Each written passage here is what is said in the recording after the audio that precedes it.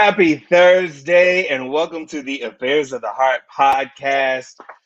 It is Thursday night, 8 o'clock. You know what time it is. You already know what the dealio is. It is Thursday 8. We've been gone for 2 weeks, but we back with the jump off, like Lil Kim says.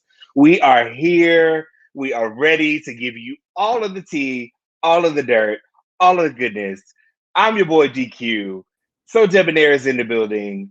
Easy Said, Easy Done is in the building.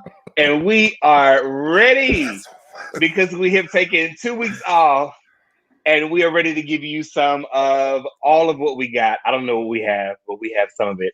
If you're in the comments, make sure, number one, if you are on Facebook, if you're watching us on Facebook, give StreamYard your permission to share your likeness. There's a link in the description below.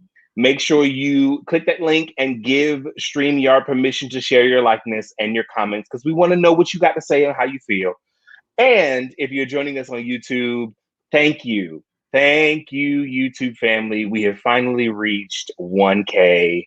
We are so grateful that we have 1K subscribers. SoDebNair is going to elaborate on that in a minute. Again, I'm your boy DQ. SoDebNair is in the building. Easy Said, Easy Done is in the building. We back, y'all. We back. 2 weeks of unpaid leave. Listen, life happens. The first week, I'm going to be honest. I was like, listen, my mental health is at stake. I don't feel it. The second week, SoDebNair and I stepped out in Atlanta for the first time ever.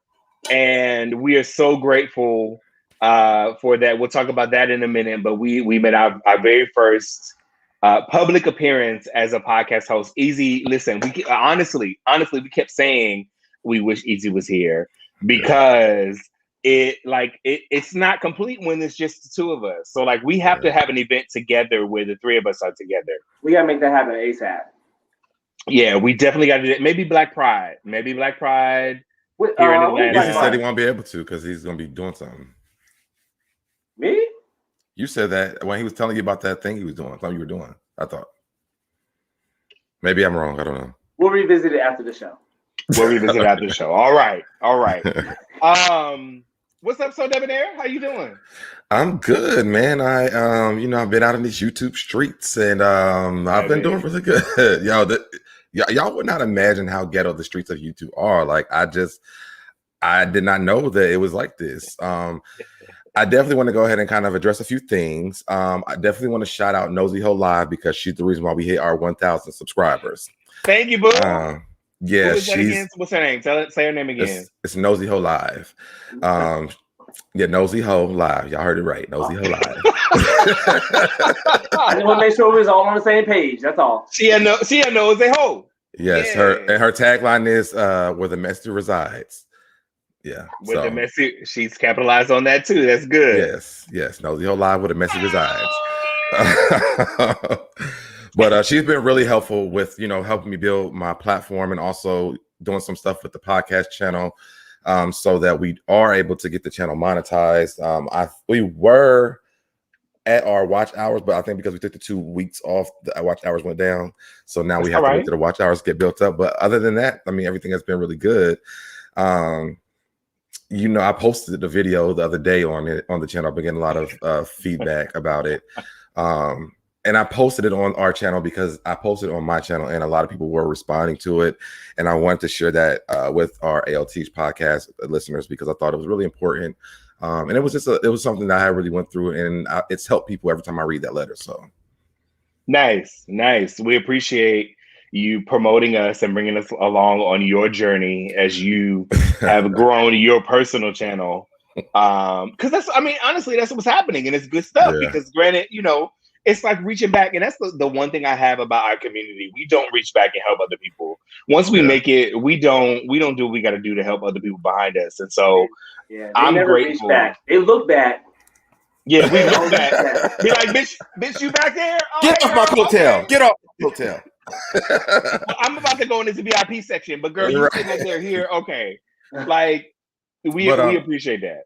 Yeah, and if you haven't been on the actual channel recently, like I changed a lot of things around. So like your Swank Arts thing is on there, so that when people come to the channel, they can actually, all of our stuff is visible. That's on YouTube. So. Oh. Girl, thank you. I might have to give you some dick for that later on. That's a wonderful situation. Come on, I'm ready. Yeah. Promote it. All right. So listen, easy say, easy done. What's going on in the DC streets? What's happening? Child, we bunkering down. Elsa on her way, and the club is shut down tonight. She in Florida. What's going on? You bunkering down? Is she in Florida? I don't know. Maybe a cousin is nearby. I don't know. Something is here, and we're locked down. So yeah. Y'all locked down again? What? It's now safe outside right now. Apparently. I can't deal. I cannot deal. But we doing good. I mean, I haven't seen y'all since Dallas. Yes. Yeah. So SoDebNair went to Dallas for the Juneteenth celebration. SoDebNair did not go there. Easy say, easy I'm sorry. Easy say, easy done. Listen, let me give my disclaimer right now. Y'all, I'm already lit. I blame my homeboy Chavez. Thank you for the drinks. However, I'm already lit. So if things don't go out the way that they usually go, if I don't beat the Whoopi Goldberg of the chair, it's not gonna happen. It's already up. So easy said, easy done went to Dallas for Juneteenth. I did. I had an amazing time. They took care of your boy. I saw some AOT followers, Fans of the Heart followers. Meeting and greeting with any and everybody. It was just a lot of fun. It was a good time. I know a lot of people said a lot of different things about their experiences with Dallas Pride, but honest God, I think they did an amazing job with how they had everything set up. Now, granted, crowd control is crazy, but guess what? It's the very first event, a Black gay event that we've had since the country has opened up. So I know a lot of people last minute just jumped on a flight and came down there. Wow. It was just a lot of people. And granted, with the numbers that they had, I think they did an amazing job of handling everything. I had a wonderful time. So, yeah, it was amazing. It was absolutely amazing. I love it. I'm gonna be honest with you. I stalked your story the entire time. I was about to say that. I stalked your story the entire. And let me tell you something. As a board member for Atlanta Black Pride, we have our work cut out for us. Period. Oh, baby! Because Dallas gave you one old Pride show. It was representation everywhere. It was platforms and stages everywhere. It was the most. I don't even know what to call it. It was just the most thing that. Let me say, we can be our own worst enemies. There were so many gays that were like tearing the celebration down at the very end of it. I'm pretty sure you saw posts and messages and statuses about their experiences. But at the end of the day, this organization, Kirk Myers and his entire team put on a whole entire production. Like, honest to God, first of all, they had Lil' Kim, Cash Doll, and Erykah Badu on the same damn stage. That was bananas. Like, I mean, just they built the stages. They customized drinks. They were passing out bottles of Hennessy just as complimentary gifts for the people. Just like, here, you get a bottle, you get a bottle. Who does that? Bitch, not me. Who does that? The pool party. They had the entire hotel dedicated to them. Like, you don't get that. They had this 11th floor party going on too. That I took as much videos as I possibly could. Oh, you did. You did. If you didn't follow, listen, your story was lit. I felt like I was there from your stories, from the thongs and the strippers and the dancers and everything else. I was like, now granted, I was trying to really I'm gonna be really honest. I was trying to pay attention if you was gonna show some after hour stuff, but you didn't. And I was very proud of you. I had to stop. I don't know if you saw, like, there was a point where I had to stop where, like, they had dedicated areas where the lights had to stay off. Yeah. So it was just like, and it. I was like, it Is the green check mark come on Instagram? Is it green? No, it's not green. Okay, well then I do not have a close friend set up on mine. Maybe I need to get one. You probably should. You probably should. Might need to do that. We could have seen way more things. A lot of them, but I don't have one of my own. So maybe I need to get that set up. You know what I love though? I will tell you this. You know what I love? I love that you have friendships with a lot of the dancers and the people that were actually like performing and doing things. So you got to see a lot of things that maybe you would not have seen if you were just a regular patron. Like I said, I lived that life cold-heartedly. I used to be a promoter, like cold-heartedly. I was in the streets every single day of Pride festivals. So I do have connections with everybody, with a lot of people. So yeah, I had a little, behind the scenes feedback and but like I said, I had a great time. Good. Dallas took care of your boy. Good. I definitely want to go back. Shout out to Dallas. Shout out to who was the promoter and who ran the event. I'm sorry, say his name again and his company.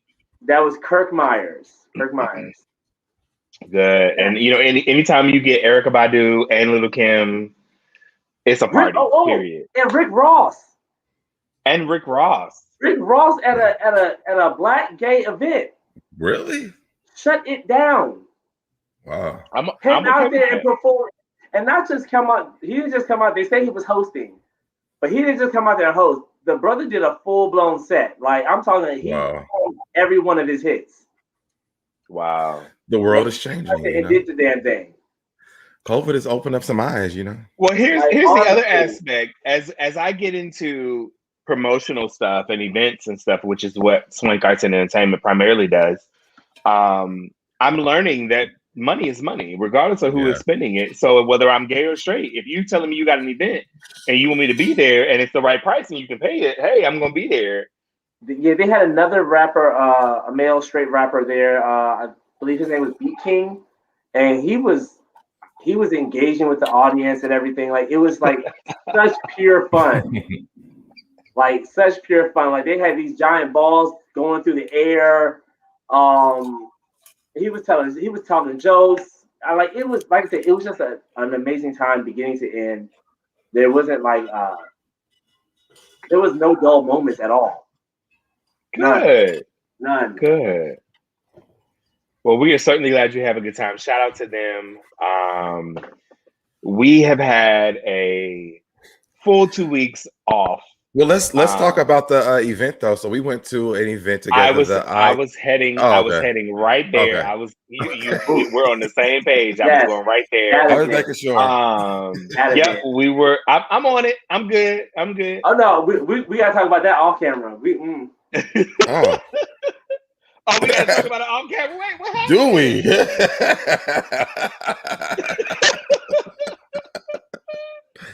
Hey, I need to hear all about it, but we want to shout out the I Elevate TV launch. SoDebNair and I showed up to the launch for their I Elevate TV. If you are familiar with I Elevate TV, or if you're not, rather, for that matter, it is a new streaming platform that is solely geared towards Black LGBTQ excellence and promotion of events and shows, etc. And so SoDebNair and I were invited to come and be guests of the I Elevate TV streaming. Why are you laughing, SoDebNair? At Dominic. I'm laughing at Dominic in the comments.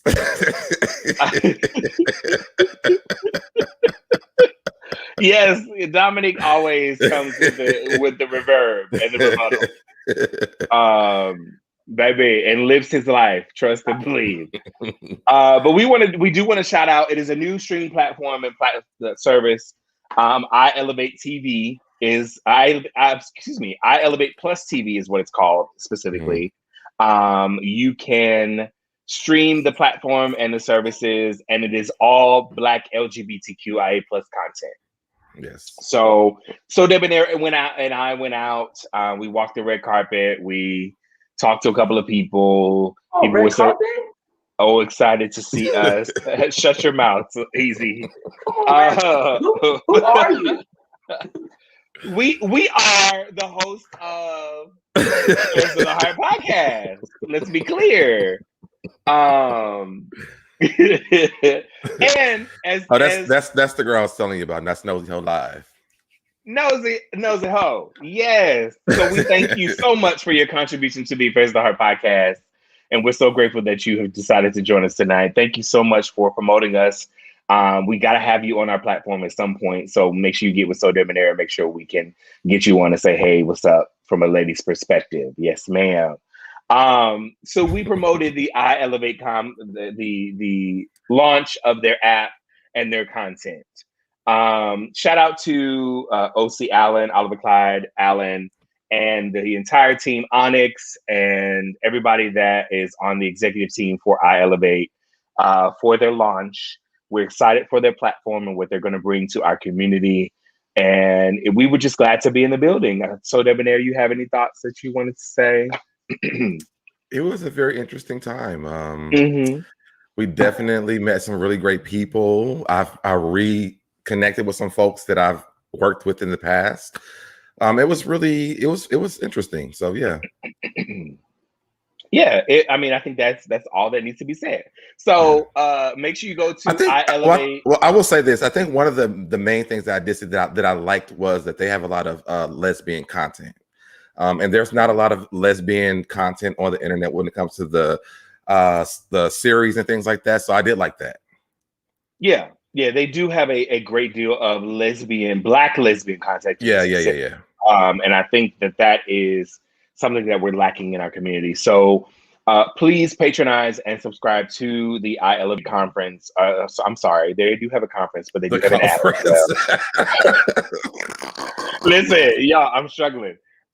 Please subscribe to the iElevate app and just keep a subscription for a little while. Let's see what you see. The content is coming, and they have more content coming in the fall.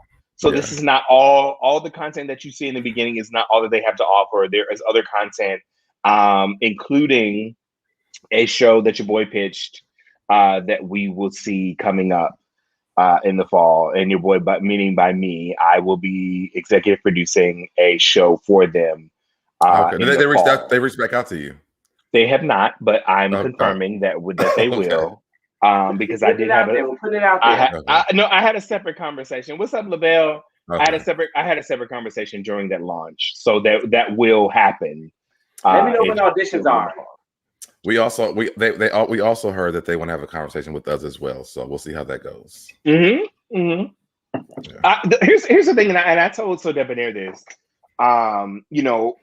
OC Allen is very influential and very connected to both of us individually and collectively. Yeah. Our history goes, we met at the Vision Church. Yes. And so that's why we have been connected for so long, SoDebNair and I, and that's why obviously it leads to this podcast.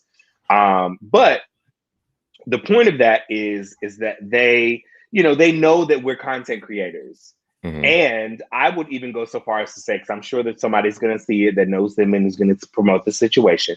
I would go so far as to say that they did not want to approach us with any and everything. However, they should approach us properly and approach us right. So I know that eventually they're going to approach us with, the opportunity that they see for us as a show and deemed to be correct for us. So. There is easy. Did you catch all of that? I always catch it. I tried to be very politically correct. I'm not talking down about nobody. Do I need to stop packing my bags? Am I moving to Atlanta? Baby, listen. Somebody asked me today, so coincidentally enough, they were like, "You guys should do a live show." Yeah. And I think this is a live show. No. They were talking about an in-person situation, and I thought that would be a great idea. I think we are great. We can do that. I think it's something to consider. But anyway, I think we're building the foundation to that because we originally started off with just the audio, and then we moved to YouTube, and eventually, that was the plan, So. Yeah, and basis for like an OnlyFans. You know how they start off showing a little belly, a little nipple, a little tip. Then all of a sudden you get like a quick little boomerang. Somebody's bathroom getting gutted out. So I mean, It's just stages. It's stages. Yeah, there's stages. Listen, Yeah. for all of our people that are watching, for you to be able to listen to it, because there are people that are still discovering us via our podcast, but they realize this was 2000 and we're in 2001. So, and so I definitely want to make sure that we, find a space to accommodate them because they are out there. Yeah, because I got low key cussed out yesterday about that. Yeah, we're working on it. We're working on it. But it was no cuss words, but I felt the cuss words through the message. Okay, all right, but we are back. We are back. First and foremost, we want to say thank you to our YouTube subscribers for making us hit 1K. That is all that we've ever desired to be. We've hit 1K finally. Let me give you some horns on that. And for our new people that are here, when you hear that horn, you're supposed to take your drink. You take your drink. So easy, what's your drink? He got Yoo-hoo.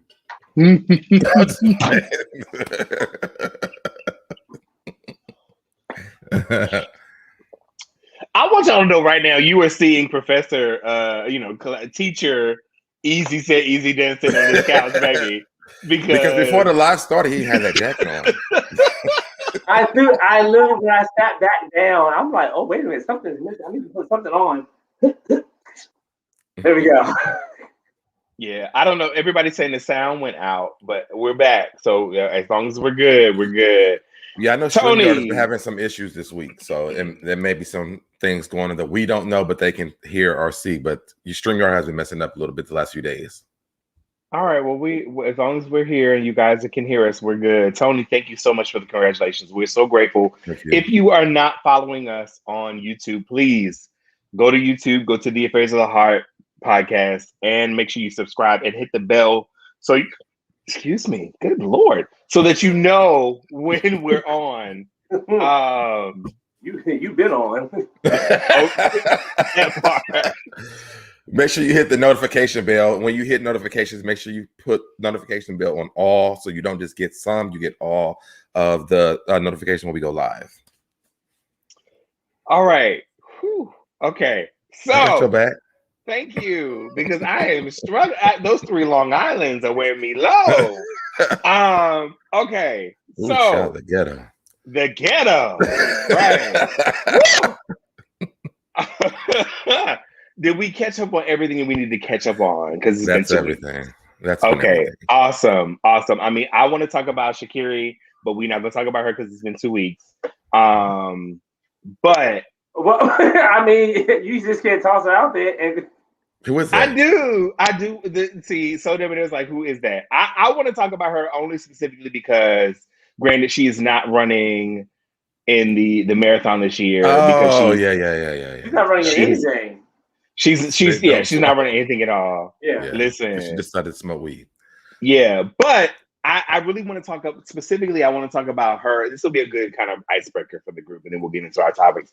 Okay. I really want to talk about her anti-LGBTQ-ness. I knew this was coming. It bothers me. It bothers me so bad. It bothers me. She's a bisexual woman, and she still hates on gay Black men. I don't like it. But she's a young girl, so that's not an excuse. I have to hand that to her, because at that age I was probably that way. So I can't really be mad because she's not learned anything yet. She has life to still go through. I don't know how long she's been out as a bisexual woman either, though. So I don't know. So I also think that being bisexual is like the middle ground before we jump into lesbianism. So you feel a certain type of way about women anyway. But I feel like that with men too. I feel like unless you like stick with it for longer than a year, a few months, it's the gateway to get into the actual letter you choose to be under. But so you say that you say that you're bisexual because you just don't want the smoke of being gay, fully gay, but you really gay. Yeah. Okay. I can take that. They're like, let's test the waters out. I'm bisexual. See what I get from this. and then that's them, dipping their toe in the water for a second to see how it's going. The response is going to be, and then like, okay, they're dealing with the bisexual thing. Now let me just jump into being a lesbian. That's how I feel. First of all, her being bisexual or even gay is going to be so much easier than it would ever be for a man. So she honestly has nothing to worry about. Like literally, she doesn't get the backlash that a black man would get. So very true. You are very correct. Like, she could literally go bi, gay, back to bi. Oh, now I'm fully straight. Like she would not have. But you still don't know her. But you still don't know her family dynamics either. That's why I feel like if for a woman to say I'm bisexual, it's almost like let me test the waters real quick to see how this works. The world is looking at me. I'm running this. I'm doing this and I'm doing that. Let's see how this looks. No. You know why I don't believe that SoDebNair? And I'm not saying this because it's you saying it. I'm saying it because the fact that she's been bisexual before then. She was bisexual before she made the best record in time in running. She was bisexual before then. So you can't necessarily say that her family dynamic. And now, granted, I here's the thing: we elevate people that are doing astronomical things. And I'm not taking away from what she did. She did an astronomical thing, but I think that when we look back at tweets and how people are, we get to see how their personalities actually are, and that's who they actually are outside of their astronomical thing, right? Right. So the fact that now this is what she said, because again, people are saying, well, she said this when she was 17. No, this tweet was this year where she said, if you are a fan of Lil Nas X, unfollow me. Now, and I explained this to you when we were talking. I said because she said this because she didn't even take into consideration his creative license into the reason why he created the video that he did for going to hell and all that kind of other stuff. But you also have to realize that she didn't take any accountability that weed was going to stop her from being in the Olympics. So when she said unsubscribe, the Olympics unsubscribed, and we move on from here. That's what it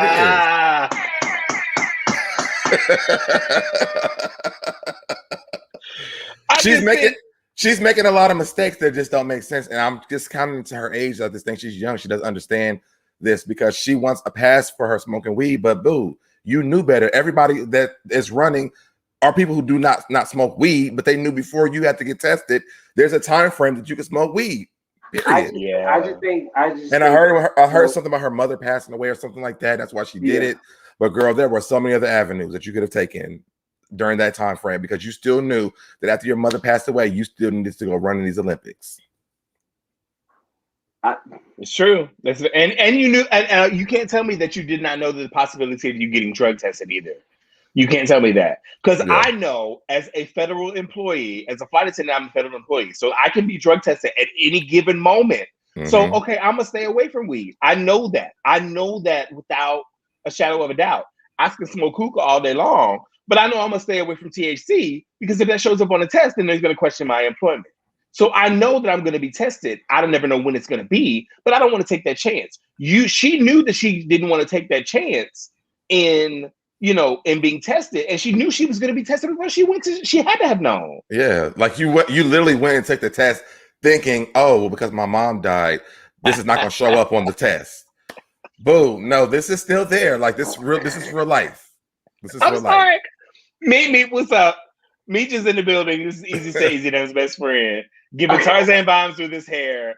I love it. Hey, Meet, we haven't saw Meet in a while. I know. What's up, Meet? He just had a birthday. He did? I saw the pictures of him in the back seat. When I tell you y'all celebrated down. We did. You did. Was he in the front? Was he in the front seat or the back seat? He was in the front seat. Happy birthday, Meech. Happy belated birthday to Meech. He's a friend of the show and the best friends of SoDebNair. So Easy Say Easy Done. I got it right this time. Why you keep calling because I call you all the time. I say SoDebNair all the time. Okay, so back to Shakir. I mean, again, at the end of the day, I think that she's Nosey said, isn't she a lesbian? I think she's a bisexual female. She's bisexual. Yeah. However, the issue came to the fact that she wanted everybody that follow her to unfollow her if they supported Lil Nas X, and they didn't. I posted it, and I posted my views about it afterwards, and people were like, "Well, I didn't really get down with him with that devil-esque video. And I said, that's your prerogative. I understand that, but at least take the opportunity to listen to his creative license, because his creative license expressed why he did what he did for the video. So let's have this conversation real quick. So I don't understand why this is like, people took that and like he's the Antichrist, right? But white people do this all the time, and we are not like boycotting these white people who do this rock music with these devilish videos and stuff like this. And I get that this is new for black people, but let the man do what he's doing. You know, they were talking about him kissing a man on the damn, what was it, the BET Awards? Is that what it was? Yes. And it's like, it's just two men kissing, guys. Like, it's not that serious. Cardi B and Megan Thee Stallion pussy pumped each other on the stage on a bed, and y'all were okay with that. Let this man kiss this man and go on by his business. First of all, for them to even be outraged about Lil Nas X and not be outraged by the performance that took place before his, where you had the baby, he had girls giving fellatio on stage. He was hitting in front of his performance was on a whole different type of level, where like he was performing sexual acts on the actual stage. You don't give a fuck about these kids. If you are outraged by, not outraged by that, but outraged by the kids, you don't give a damn about the kids. Don't say it's about the kids. No. And the kids was, I liked it. I loved it.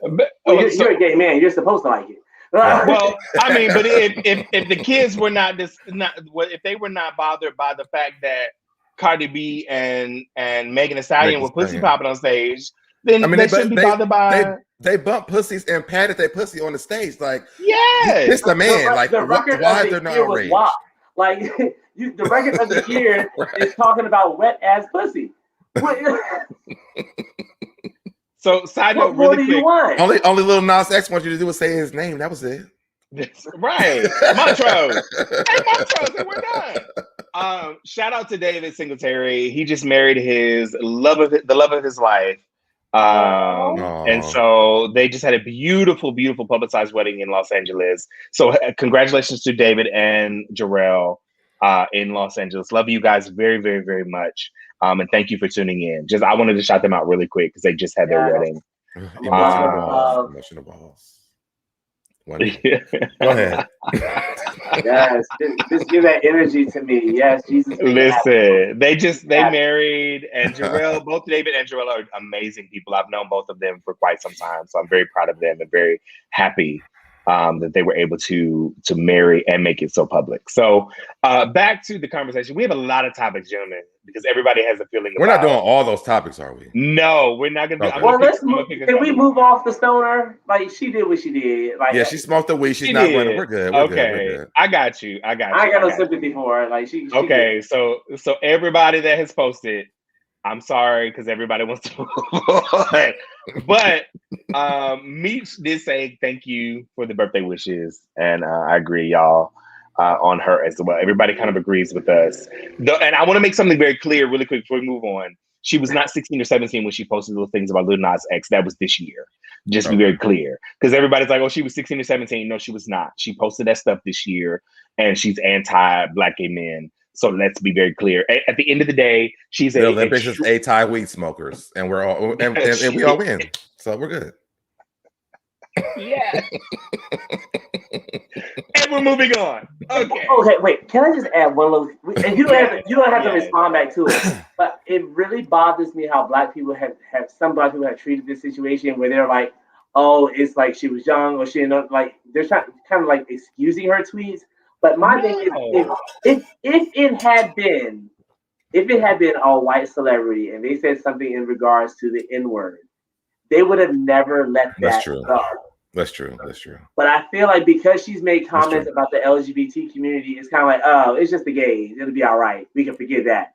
But like, okay, we can keep moving. But okay, really quickly, but let's be clear. Michael Phelps had a similar situation, and they didn't say nothing about him at all. Nor was he suspended or anything of that nature. He was. Was he suspended? He was suspended. He lost endorsements and everything. He couldn't kick for a while. That's why I also say I had a few drinks too.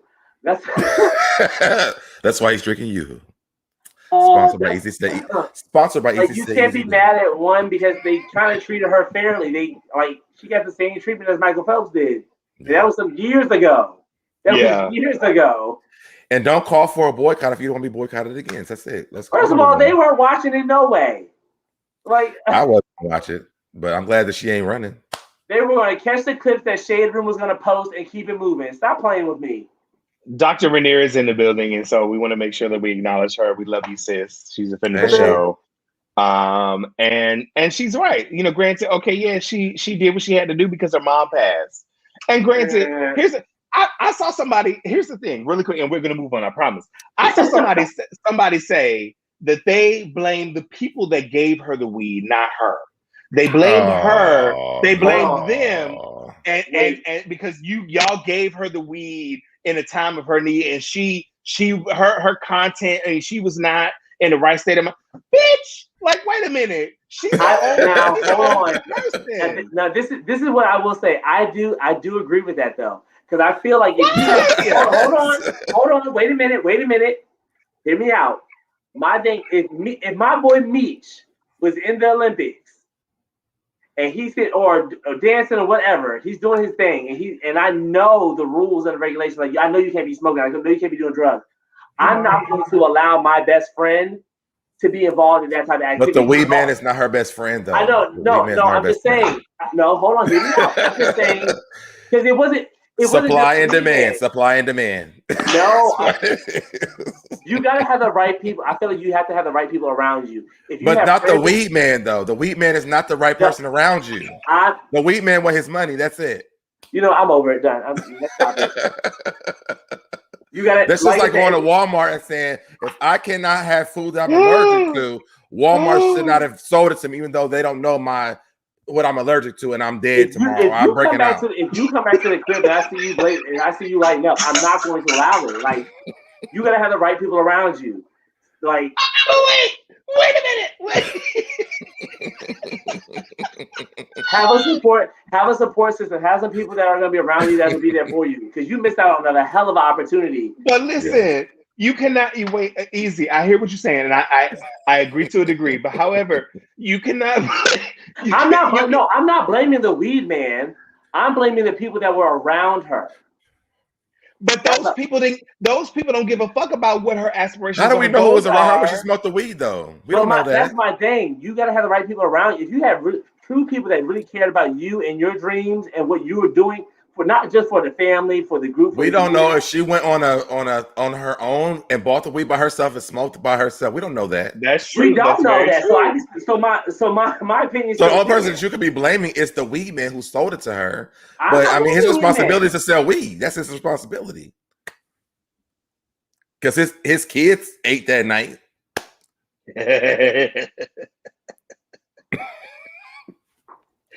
I just think here's the thing. I think that at the end of the day, and we're gonna end it with this, I promise. Okay. She made a poor decision. At the end of the day, that is her responsibility, because she decided to make a poor decision. And at the end of the day, all of that support. She's human, as she said on her Good Morning America interview. Yes, and she's human, and humans smoke weed. So but she knew. But here's the thing: she took that into consideration in her decision to smoke and to be the best that she is. So she's gonna have to wait another year, and that's fine. However, I really want us as a community to really take into consideration as we put these people on a pedestal because of how astronomical they are and because they can do so many amazing things. That's wonderful. But what is their character like? Who are they as a person?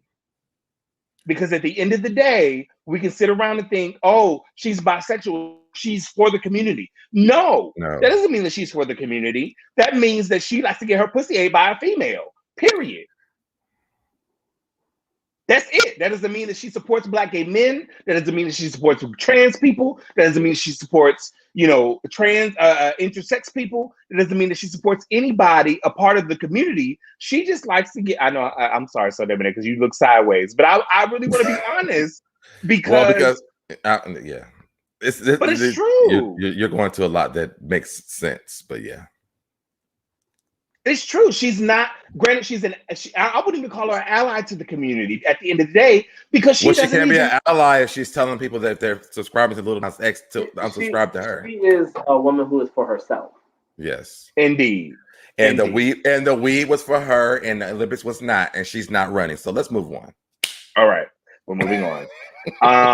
Thank you guys for your comments. I apologize that we're not going to get to everybody. We have some other content that we're going to get to. I'm typing it in as we speak. Give me 2 seconds. We 40 minutes in, talking about this girl smoking weed. Girl, sorry, it was an icebreaker.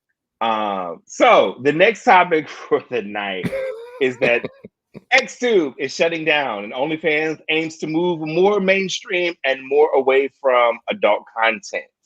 Oh, Gentlemen, what are your thoughts, gentlemen? The people will find another platform. Twitter is always open. Twitter is always open. Just for Fans is still there. Like, people will find a way. Wait, what's Just for Fans? What's that? It's just like OnlyFans. Oh, okay. It's exactly like OnlyFans. It's just OnlyFans got a little more, you know. Yeah, because the title's shorter. Yeah, it could be. Really quick. You know, I'm not into porn like that, so I don't really be knowing about none of this stuff. So wait a minute, really quickly. Andre asked a very pertinent question. We have an answer for him for that question. How do we send money to support your channel? Really quick. SoDebNair, you want to toss that in there really quick since we do have the means to do it?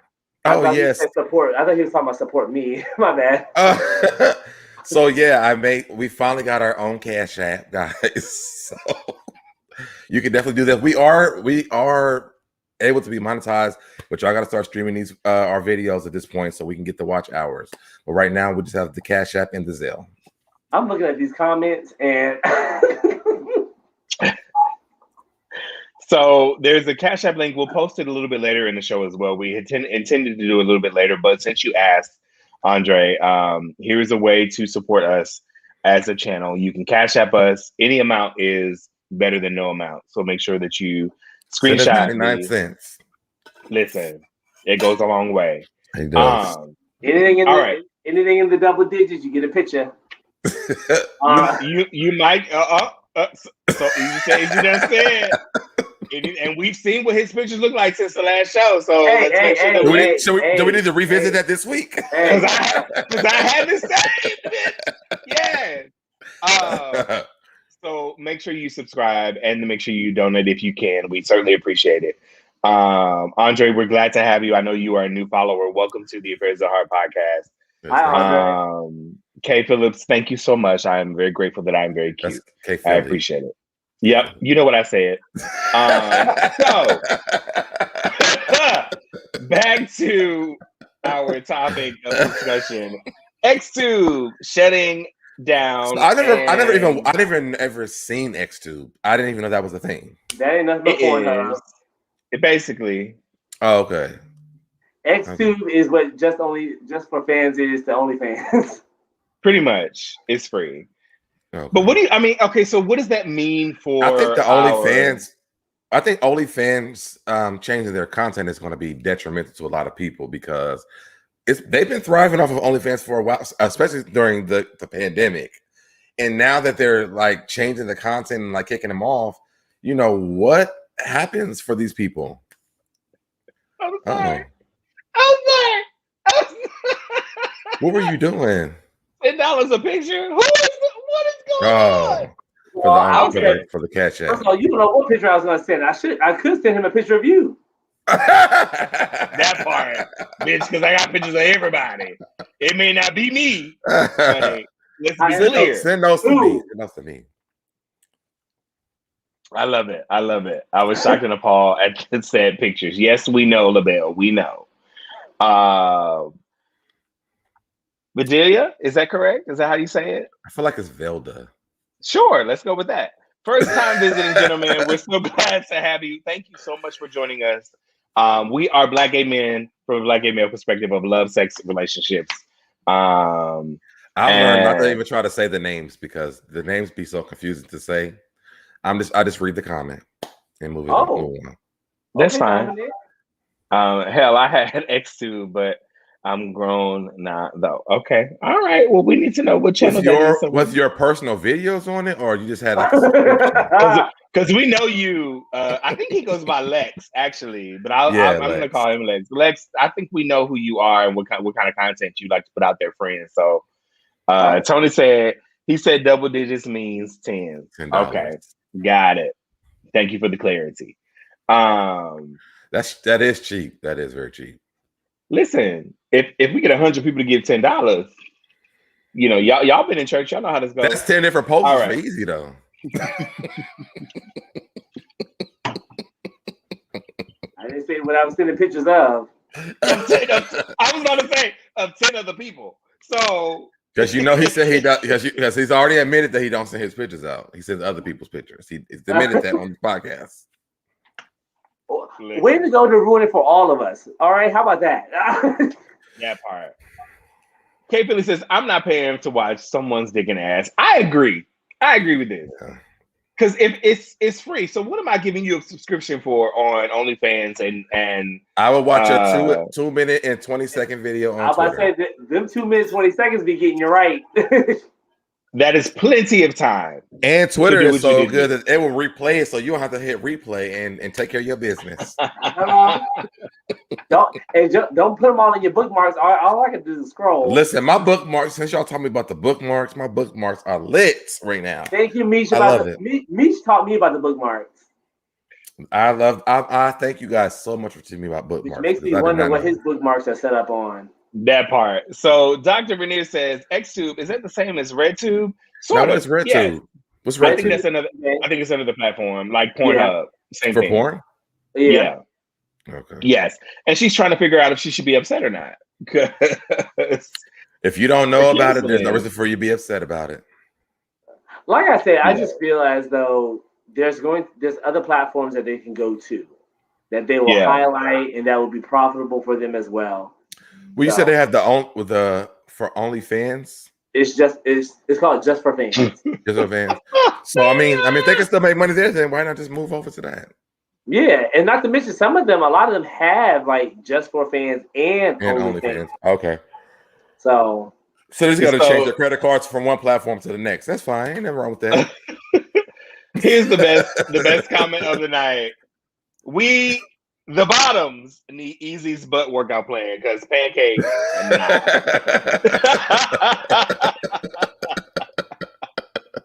Meech is not gonna let this one go. Meech is. What you mean? Lex tuned into the last episode we did where we decided to show who got naked that week. That was the last show that we did, and we decided to show each other's nudes. They weren't nudes. I'm gonna say we didn't post no nudes. We classy over here. We're classy. We are classy. What's up, Marquise? Marquise has a great platform if you are friends with him on social media, and he has an upcoming podcast. Marquise Presley is a dear friend, so make sure you tune into what he has coming up soon. Follow him, etc. Meech also says Easy has an OnlyFans through. What? Though coming, it's coming soon. You have OnlyFans coming soon? They're shutting it down. What are you gonna be cooking? You gonna be cooking? Easy teaches the children because they're shutting down the porn part. So okay, Lex says, "Baby, I low key got jealous. I guess he was looking at Easy's art, honey, and he decided to get jealous." Okay, we're gonna move on. We're gonna move on.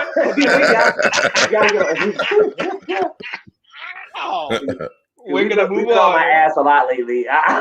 We're gonna move on. All right, because Easy gets real. The replay is watch the last video from last go week. watch the last episode from the last time we on. Marquise Speaks is his platform. Make sure you tune into that for Marquise. And not bad. You ain't seen Meech. Let me tell you something. Meech, listen. Meech is a great time. We're gonna leave it at that. Oh, is he? We're gonna leave it at that. I'm not saying anything else. Okay, all right. Well, is this a behind the scenes conversation? No, because ain't nothing happened. Nothing. What is going on here? Nothing has happened. Meech is a great time. Period. That sounds like something to me. I don't know.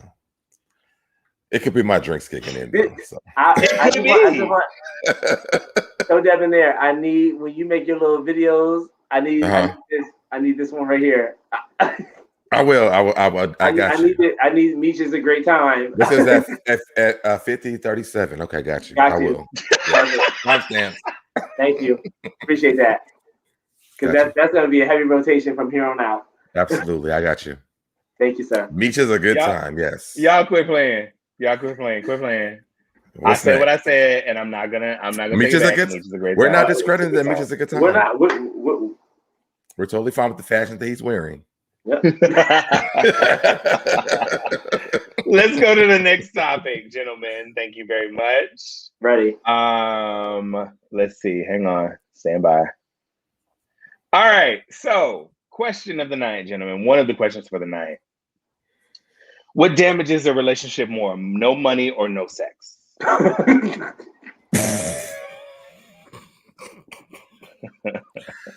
gonna say money. We can't even call it a relationship if those two things ain't happening. Like, what you mean? If I had to struggle in a relationship, the money part would be more important than the sex part. Because if the bills is paid, we gotta be homeless. We definitely not having sex. So I'm gonna go with the money part. I'm trying to figure out why would we be lacking. Okay, money.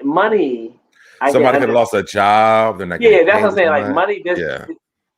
It depends on the money because there's so much going on. Like we just getting through COVID and getting out of this whole pandemic. You know, a lot of people lost their jobs. So I can understand. Well, that's true too. Yeah, that's true too. So I can understand if like someone is, but they still was getting unemployment too, though. So it's like there's alternatives. But my thing is like, what's the whole back on the sex though? You just personally don't want to. So you personally don't want to have sex. You financially you can't help it, but personally you're choosing not to have sex. I got what you're coming from. I'm like, is it not getting up? Do we need to go to the gas station get little pills behind the counter? Like what's going on? I'm confused on why we not. I mean, you home shit. We can definitely get it in.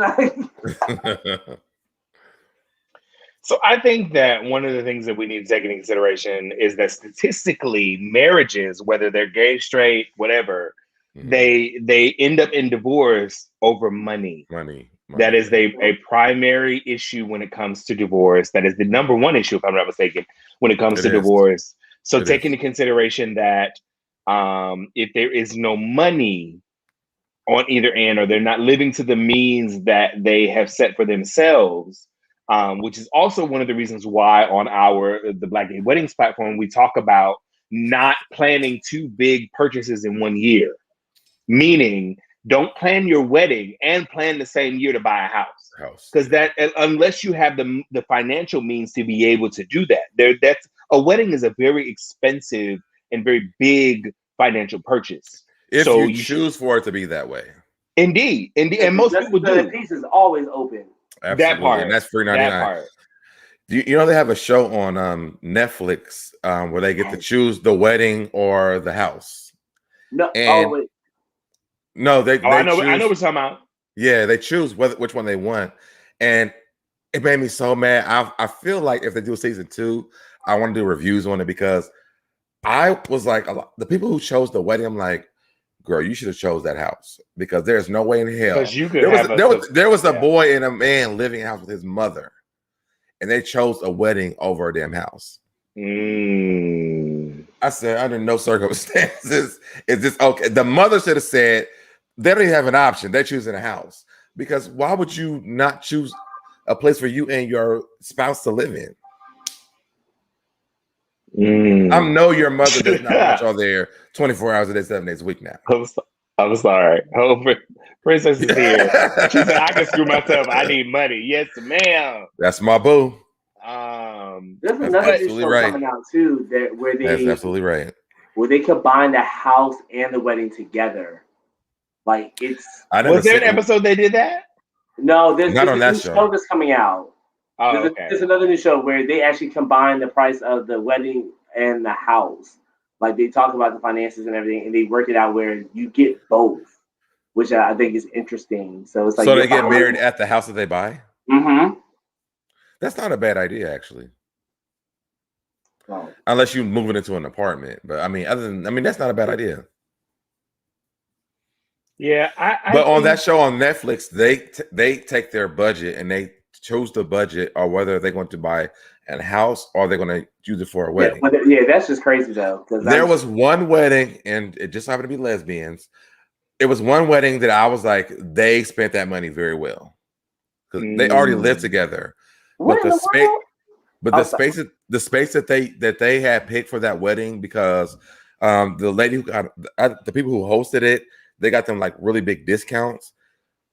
It was a dream wedding place. Like I would have chose my wedding over the house for that. It was a dream place to have a wedding at. So let me address K Philly really quick, because he's in the comments kind of going ham about how straight marriages don't compare to gay marriages.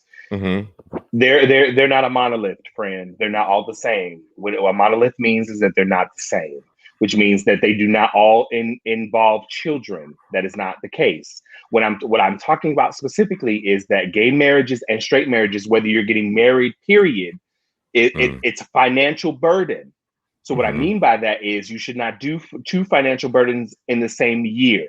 You should not financially try to buy a house and do a wedding unless you have it like that. Now, let's be clear. And I said this, let's be clear. If you have the money to sustain both of those and do them well, that's your business, as Tabitha says. However, that's your business. I pray that you find love. And how sad you must be. Yes. But what I'm saying to you is there at the end of the day, a wedding is a very big financial burden. And you have to be clear. And what we tend to not realize in the gay community is we want to get married because we can. Yeah. And we don't take into consideration that it costs, and a divorce costs as well. You have to continue to make sure that something is going to have to go to your spouse if you decide to get divorced. Mm-hmm. And if you are responsible for the divorce and who files the papers, all of that costs. So you have to take into consideration that money is a part of everything that you do. And if you're getting divorced because finances are not where they need to be, or you're not living the lavish life that you are accustomed to when you were single, then you should take that into consideration. However, I am very close with several married couples, married very, very Black gay couples, and they have said that their relationships have been sustainable because finances are not a problem. Mm-hmm. They have the money to be in the relationship that they're in and live in the means that they have. Money is a part of it. There's one that's been on this show before. That's what I'm talking about. They don't have the finances is not a problem for them. They not live a damn life problem at all, but they live life very well. Yeah, so. That's what I'm talking about. SoDebNair. So that okay. a large percentage of gay marriages do not include children. We're not talking about children. We're talking about marriage in general. No. You can't say that because we're talking about, like, if you're talking about gay men, yes, but these lesbians, a lot of them do have children. But we're not even talking about the community as a whole. That's not true. There's a lot of gay men who have children too, though. True. Never mind. I know what you're about to say. There's a lot of guys that have tried to date me that a lot of them have kids. They have kids, absolutely. Yeah. Listen, divorce costs more than the wedding. Yes, indeed. In some cases, Lex says my weddings ain't no burden. $500 max for me. Yes, very frugal. I ain't paying for y'all to watch me eat 20 feet, say a few words, and feed y'all. Come on, Lex. Yes. That's real though. That's real though. Costs more than that. That's real though. Yes. I mean, you have to listen. If you desire to be married, that is something that you have to say. In our community, this is something that you have to take into consideration.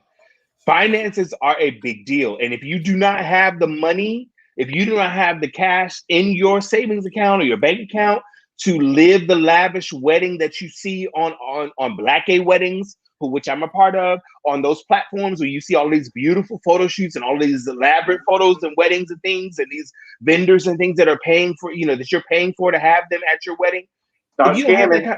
If you don't have that money, boo, then live in your means. In your means. At the end of the day, it is about you and the person that you are marrying. And if both of you decide that you do not want to spend an astronomical amount of money that you do not have to begin with to celebrate your union, then you don't have to. Yeah. I think that, also to me, like I think with my first one, I didn't really want a big wedding. I thought it was very personable because it was something that I just wanted for us. Our closest friends were there, and that was what it was. One of our closest friends actually married us.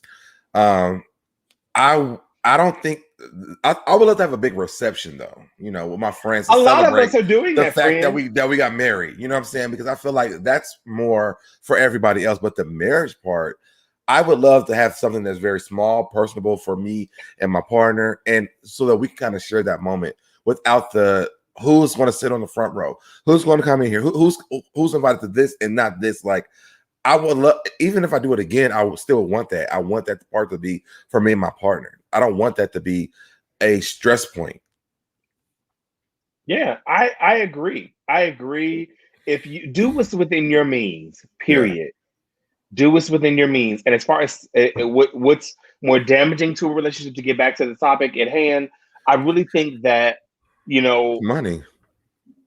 It's really money, because you can't do anything when you don't have any. Yeah. You can't do anything. You can't being live broke the will way stop you you want from to having live. sex. Yeah, because you're so focused and worried about how you're going to bring the money into the household. Mm-hmm. So you can't really, that's a burden that, and again, as I just said, our friends who are married, money is not an issue for them, but that's them. Yeah. They have that. And one of the spouses brought that to the table. So, it really all boils down to what you bring to the table as it pertains to your relationship. And that's something you should consider. A lot of people say they're going to City Hall. Me says I'm going to City Hall, and the reception is going to be at the fireplace in DC. With the coverage. No, it's not. No, it's not. I will not allow that. Easy is not letting you do that. Easy is not letting you do that. Stop playing with me right now. Easy is planning picnics for first dates. So you're definitely not doing that. Misha's wedding is already planned in my head, so don't listen to him. Bayou Gal is in the building. Bayou Girl, what's up? I'm sure she's new to our platform. I happily went to the courthouse, then took my coins and go screw my spouse on the balcony close to somebody's beach. Ma'am. Okay. Yes, that's what I'm saying. That's what you do. That's what you do. Now I can vibe with that. I can vibe with that. I mean, put it into our honeymoon. Listen. And here's the thing. I'm a flight attendant, baby. So you're not putting money into my honeymoon, because I'm going whether you like it or not. I can go for free. That's for the flight, but I'm saying put into the stay. Hotel. How long can we stay here? How long can we stay here for what they have given us for the actual wedding? There's nothing wrong with that. Yeah, I agree. So at the end of the day, ladies and gentlemen, make sure that you are not living above your means, and that you realize that financial struggles are going to outweigh your sexual struggles. And I don't know I remember who said that, but that it actually makes it look even dumber, because it is just paying all this money to walk down an aisle for a few minutes, for a few seconds, just stand in front of people to give your vows when you can do it for free, instead of just doing it in a personal thing with you and your partner, turning that paperwork, and then having something as a reception for your friends. It costs too much money. I've always said weddings and receptions are for the people that you invite. They're not for you. Yeah. They're not. And I wouldn't mind having a reception, but the wedding part for me is just, I would love that to be intimate for me and my partner and our really closest friends. And that doesn't mean everybody who calls me a friend. I mean, like my family who wants to come, my best friends, things like that. Like you're paying for everybody else to eat in on your dime. Yeah. Period. Because they didn't pay nothing to come to your wedding. I mean, especially if you had a local wedding, not a destination wedding. You still have to rent that church out, though. That still costs money. Yeah. And that church ain't cheap. Sure ain't, because I'm sure they charged you whether you were a member or not. They still charged you. They still charged you. And that's a cost you could cut. What's up, Jackie? Jackie's in the building. So I just want to make that very clear. Let's move on to the next topic, gentlemen. Okay. I love that everybody's involved. We've missed you too. Let's just make that very clear because it's been 2 weeks. We missed y'all as well. Yes. Next question. They thought we were done. Listen, we are not any of the That's what other. they told me in the comments. I'm not gonna say these other podcast platforms that have not been on in months and years, but we're not them.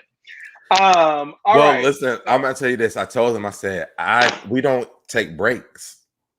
We take a break at the end of the year. I said, and I be feeling bad sometimes. So if y'all say y'all need breaks, like I don't really fight it. I said, but I don't, for me, I'm consistent. Like I do, me, I will stay on all year if I can. But if Dwayne is like, I can't do it this week, I'm gonna be like, okay, I don't even argue with you about it. And so I had to tell somebody that the other day. I was like, if Easy and Dwayne are sending me the break, I have to give them that. I'm not gonna come by myself because this is a team thing, and I don't want to do that. But they were like, well, I mean, are y'all coming back? I'm like, we're not gone, but they needed a break, so I had to give them that. I'm not paying them to do anything. This is for free $99 right now. If y'all start subscribing to this channel and being members when it comes on, that might be a different story. But right now, we are doing this for free, and I have to give them breaks if they need them. So I definitely have had these conversations with the people that listen to this podcast this week because they were like, "Y'all was off last week. You're off this week. Are we having a show this?" Like they were on it. So I to our fans, we love you guys so much, but sometimes we need a mental break. We do this every Thursday. Every Thursday night. Let me tell you how severe it is really quick, and we'll go on to the next topic.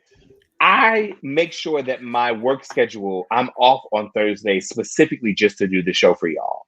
So I am missing out on money on Thursday nights just so that I can be here because I love what we do and I love the platform that we have. So let's be really clear. I mean, we know that you guys love the show, but the week before last, I personally, I'm not putting this on Easy. I'm not putting this on SoDebNair. I needed a mental break, just to not have anything to do on a Thursday night. And then last week, SoDebNair and I went to an event, and we wanted to make sure that we, used our platform. Actually, last week was my fault too because we were supposed to pre-record the show, but I did something that day. Sleep. No. I did something on my YouTube channel earlier that day. Yeah. And I went to sleep, and I thought I set my alarm to wake up so we can pre-record it, but I was so tired I couldn't. But you have to I do stuff every day though when it comes to my channel, and I'm learning about this channel and my channel and how to make people still be interested in all the things. So I'm learning a lot of things. On top of that, I work a job. I have built websites, so there's a lot that I have got going on. But I did tell them I was like, let's pre-record because I know Easy want to do it at like 11 o'clock at night. I was like, we can do it. I'm good because I'm gonna do something. I'll be off after that. And I think it ended early, and I went to sleep and I did not wake up. I think I hit you up at like 1 o'clock in the morning, right? Yeah, we were supposed to pre-record at 11, and so there was nowhere to be found. So I told Easy I said, listen, we just gonna squash it for the night. I gave it 20 minutes and I was dead. I wish y'all would have done it by yourselves though, seriously, because I'm like, I literally planned to be there, but I went to sleep and I had not slept because my sleep schedule is always off because of the content that we're doing on YouTube and my website stuff and then my job. My sleep schedule is really, really off. So I was like, I hope that they did it by themselves instead of just, because I was like, Dwayne, did y'all do it? And we can just post it. He was like, no. I was like, oh. No. We're not doing it with you. We went to sleep. We're not doing it without you. This is a team effort at the end of the day. So, but I also love that too. I also love that. It was like, it needs to be all of us. But I was so tired though. I tried to stay up. When I went to sleep, I woke up at 1 o'clock and I texted Dwayne, and I knew y'all were done, but I still texted just to make sure y'all wasn't gone. Yes, thank you, Meech. We appreciate that. Princess is here. Hey, Princess, we love you, boo. We love you because we know you always here. We got a lot of new women. First of all, to the ladies in the group, thank you so much for joining us and popping in and being a part of our conversation. We know that you are friends and representatives of SoDebNair and connected to him, and we're so grateful that you guys are here. This is a Black gay platform, Black gay men, and we talk about love, sex, and relationships. So we love your input, and we don't hesitate to put your information on. And we'd love to have you on at some point in some time. So definitely connect with SoDebNair. And again, I just have to shout out Nosey Live because a lot of these people come from her channel. So yeah, say her name again so everybody can hear. Nosey Live, where the messy resides. Nosey Live. Yes, Nosey Heaux. So our next topic for the night: are you ashamed of how you look naked in front of other people? Gentlemen, are you ashamed of how you look naked in front of other people? I definitely have been. I have been.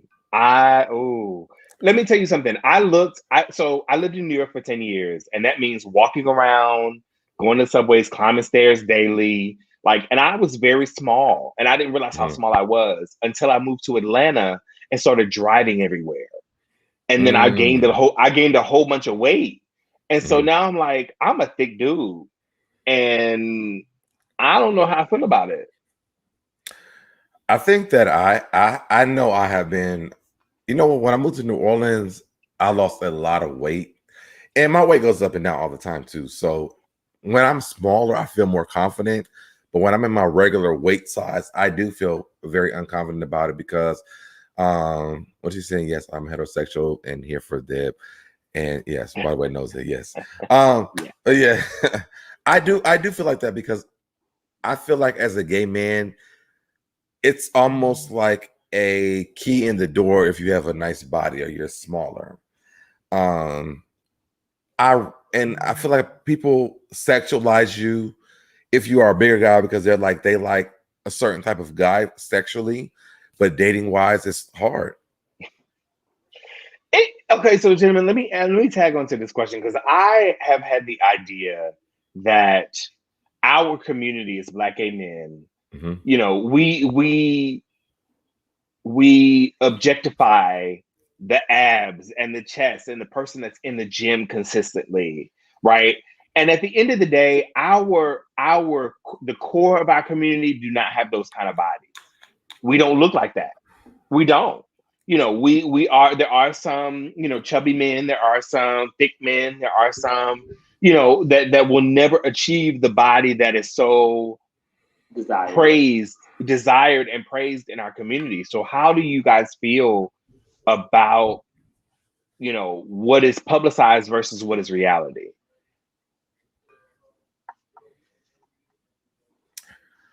I feel like reality is that you have to have a certain type of look for people when it comes to the community. I mean, but it depends on the type of person that you're trying to date as well, because there are people who look, I don't know how to say this, what I'm trying to say, because I don't want to sound bad. What do you think, Ewa, or SoDebNair gets his thoughts together? Because what I want to say, I'm trying to say something, but I need to figure out how to say this because even in the heterosexual world, it's the same way. Okay. Ladies in the group, I mean, what do you think? Do you prefer a chunky man over a fit man, or women don't mind my body type. I'm gonna tell you this right now. They don't mind. You've lost some weight, friend. You've lost a lot of weight. I'm still not a skinny man. I still have body on me, right? But this is not a gay man body situation that I have right now. I've never really had a problem with people wanting to talk to me, but I feel like I just require a lot more than that. So physically, I don't feel my physical features are a problem. I feel like me as an individual is a problem when it comes to dating. Now, K Philly, you can't speak for women. There are women in the room, so I would rather hear from them. You can't speak for the women in here. Easy, what do you think? Sloppy. Healthy in a good way, not sloppy. Easy's been very quiet. I'm trying to see what's going on with E. He's trying to figure it out. No, I mean, because when I say it, I don't want you to get on me. Because he's small. He's a small. Hey, E, I'm ready. I've never been comfortable with my body, which is why you've really never seen my body. Wait a minute, really? Do I need to pull up the receipt? I mean, you have an occasional picture here and there, but if you look at my Instagram, there's You know what? I can agree with what he's saying. You've seen a certain part of him. Yeah, you've never seen like the full situation. Yeah, that's very true. I can agree with that. I can agree with that. I can agree. I've never. And Mish, get out the comments because I know he gonna give me some speech or whatnot. Well, but you know what?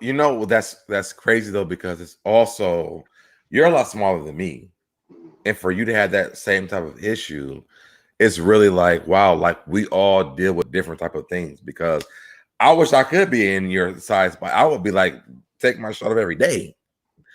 But even my roommates, now they're like, you walk around with your shirt off. Well, yes, because sir, I don't look like my belly's not flapping over my damn.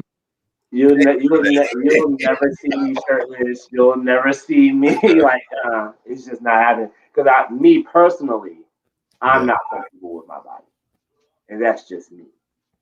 They want you to stand up easy. For what?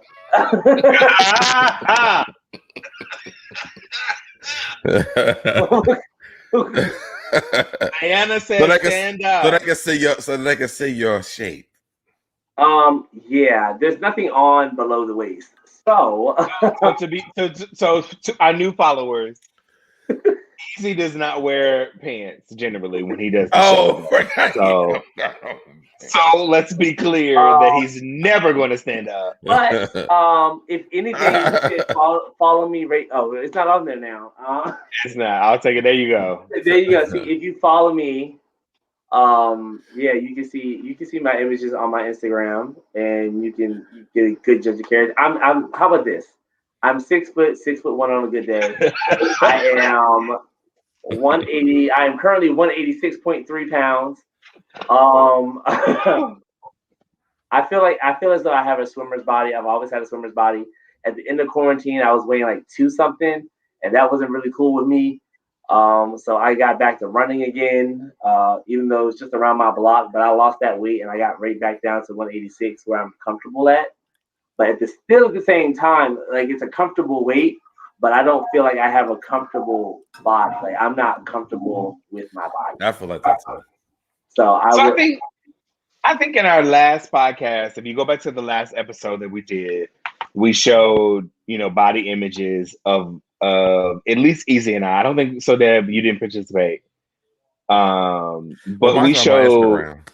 Yeah, I mean his is on his Instagram, so you don't really have to really kind of search for that. But I showed a very intimate photo, and if LaBelle is here, she's gonna have a whole fit because I showed the intimate photo of my ass and the arch on my back. Well, we talked about it because we talked about who got naked in that week. Easy had to go, so but Easy and I showed, we showed. I thought you showed one of my pictures too. I'm pretty sure I probably did. I'm sure you did. Yeah, but the point of that is that I think we're doing the P challenge. I think you did. Yeah, I think body acceptance in our community is something that is so shameful. It's hard to deal. It's hard to deal with. It's hard because we all don't look like the rock hard abs that you fantasize about. He got on pants now. He had to go put on shorts or pants. So he decided to stand up. Now let's be mindful. E is how tall are you? You're 6. He said 6 foot, but 6'1" on a good day. Yeah, he's 6'1", so he's a tall bottom. Yes. Not a tall bottom. Ow! Give the kids. Come on, E. Give it to the kids. Give it to them. Yes. Figure all this out. There we go. Yes. Give him the P shape. T. Give the P shape. Easy. Yes. So just be clear, his DMs are open, and I'm sure you are headed there now as we speak. But anyway. That's, the one thing that I really, really, really, feel passionate about is accepting all body types in our community.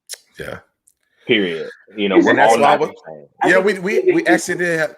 Oh, go ahead. I'm sorry. I was saying, I think if anything, it's kind of hard for us to navigate because a lot of times our body sizes aren't showcased. So like when you look at flyers, when you look at advertisements, you don't see the average body shape, the average body size, the average body imagery. So I mean, you may see them cater to specific events, like Big Boy Pride. Of course, you're going to see big boys on the cover. When it's something specific to twins, of course, you're going to see those individuals on the covers or the flyers. But like on a generic flyer or generic poster or commercial, those images, the typical body image is not showcased. So what happened? What I missed? I didn't mean it the way it sounded, but LaBelle wanted to point out that I said that he's a tall bottom. I am. He is. Very proud. But this is also why I encourage people to go to those events like Deviant, because no, never. I know you keep saying no, never, but I'm saying these are body positive places to be where it's not such. Well, maybe not in DC, but I know in Atlanta, it's not. It is very body positive. Like people are there. I mean, I could have picked up like 5 men that night if I wanted to that night. People are very body positive. Like they're showing off, and they're very comfortable and confident in what they have on. It's a good time. So that's why I promote that and like the nude beaches and stuff like that, because I feel like the more you're able to be naked in front of other people, or not all the way naked, but just show a little skin, it's helpful for the community and also for you to see that people don't look at you the way that you look at yourself. You know what? That's very true, SoDebNair, because people tell me all the time, they like, I love your body. It's so full, it's so thick, it's so solid. And I'm like, bitch, I'm fat. Like, even when you send me that picture with you with that pink background with your shirt off, I was like, I love this picture of you. I hate it. And the photographer made me do it. Yeah. I hate showing my body because I'm just not. I don't think I'm photo worthy of it. Tina says, I've dated men and women and don't really have a body type, just don't like really huge bodies. So, that's understandable. But that's still a body type, right? I mean, certain people can't have all that on their back. Like that's But that's still a body type. I'm just solid. Am I wrong or right on solid. That? Huge is like, listen, ladies that are here, ladies, if there is a man that is over 300 pounds trying to get in your cat, you not being a missionary. You're not doing missionary because your legs don't spread. I mean, come on. Who's going to have their legs open that far to hold a 300-pound person? And the panel goes silent. All right. So, I've already had the conversation about me and this missionary, period, anything. I don't want to do it. Oh, Lord, here we go. Now, I have said that since I've lost weight, it has been a little bit different. Pamela, thank you. Yes. I have said since I lost weight, it's been different because I can breathe now. But before, it was hard.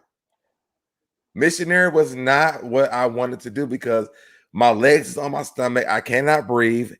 I don't want to do it. I don't like it here. I'm just like you. I just can't. I feel like what if you get in a good spot and everything's going right, but like your heart give out and then you cave in on me, and then how the hell am I supposed to I'm really stuck there? Bitch, it's gonna be The Color Purple all over again. He died on top of me. How did he die? He died on top of me. Time. Okay, listen. I'm just trying to speak for the ladies. He's too much work. Yeah. No heavy lifting for me. Listen. I'm just saying. But there be some fine ones. Don't get me wrong. And this is not about their aesthetic. Because if Rick Ross was trying to take y'all down on a project, I would have done it. What? Rick isn't big anymore. Rick has lost a whole lot of weight. Yeah, Rick, even when he was big, they still let him take them down. That's what I'm saying. That's all I'm saying. I'm just saying, Lex, you better get it together. He died on top. How did he die? On top of me. Listen. Okay, I'm just saying. Okay, Princess said she hit the like button. All right, so we're gonna go to our letters. No, she said hit the like button. Let's reset this. So before you get to the letter, make sure you guys, if you are in the chat, hit the like button, subscribe to the channel. Make sure you turn on the notifications. When you hit the notification, turn on all so you get all of our all of our videos when we go live. while Dwayne is looking up this letter that we're doing. I got it. Also, make sure you are commenting in the comment section so we can read those later. And because y'all are in the live chat, but make sure you comment on the video afterwards. Go ahead, Dwayne. What we doing? We got a letter. I love a letter. We actually have more than one letter. We have two. We've been gone for so long. We got two letters tonight. I am very excited about the situation.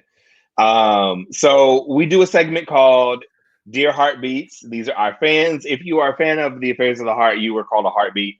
And you can go to aothpodcast.com and submit your letters either in person or anonymously for us to read and discuss on our platform. So tonight's letter comes from Marquise. Marquise is, I am a 34-year-old, and forgive me, I'm reading my iPad over to the side. I'm not being shady. So I have the letter here on my iPad. It says, my name is Marquise. I am 34 years old. Easy, you might need to get a pad and a pen for this one. I'm going to tell you right now, friend. Probably for both of them. Yeah, you're going to need a pad for both of them, friend. So let Easy get his pad. While he's doing that, I'm going to use the bathroom because I got to use the bathroom. Yeah, okay. Yeah, we're going to take a commercial break. Oh, okay. So I can't be here by myself. Okay, all right. Stand by, guys. Hang on. So Deb is going to take a bathroom break. Okay. I'm going to take a bathroom break while Easy is back. Give us 2 seconds. We'll be right back. While we have... Talk to me. What's going on? How's everybody doing tonight? This short commercial break is brought to you by... Do we need a bath? Yes, go get a drink. Get a drink if you need to. Connected. I see you over there. Okay? Get a drink. Refill your cups if you need to. Oh, I'm ready though. I'm ready. I was swooned and was shocked. Hey, LaBelle. Woo! Okay. How's everybody been? What's everybody going? What's going on? How's everybody Thursday? Hey, Tony. How are you? I missed you as well. Sing during break. Oh, wait a minute. Hold on now. Come on, Karma. Y'all are funny, though. Y'all are funny. I hope y'all are enjoying everything. It's been a minute since, like I said, it's been 2 weeks since we've been back. So we are just... Oh, look. There he go right there. Boom. The way he left too? Yes, he had to leave too. How does Dwayne leave when we left? That's... Wow. Give us a shit. Meech, don't start no shit. I could hear you the entire time. I was just muted. So. Where did you go? I had to go pee too. Shit. I was. What's my? Somebody had to man the front desk now. Easy was. He was doing a great job. Oh, you left after Easy came back. People. Oh, okay. Yeah. He was doing a great job. He was doing good. Okay. I was talking to people. All right, so. This is our Dear Heartbeats letters from our fan section. We've got 2 letters tonight of great people that have written in. So our first letter tonight goes to Marquise. He says, my name is Marquise or Marcus, one of the two. I'm sorry, forgive me. I am a 34-year-old gay married man, and I feel like me and my now current husband moved way too fast. Here's why. We only dated for 6 months before he proposed specifically. We got married after 18 months total. So he proposed after 6 months and they got married after 18 months total of them being together. Mm. We have currently been married for 2 years now, and I'm learning things about him that seem odd to be learning about him at this stage in our relationship. I feel like I never really knew him that well, and I'll take responsibility and say that we, in capital letters, rush things. I recently just learned that he's bisexual and had multiple interactions with women while we were dating. When I confronted him, he said it's no big deal and I have nothing to worry about.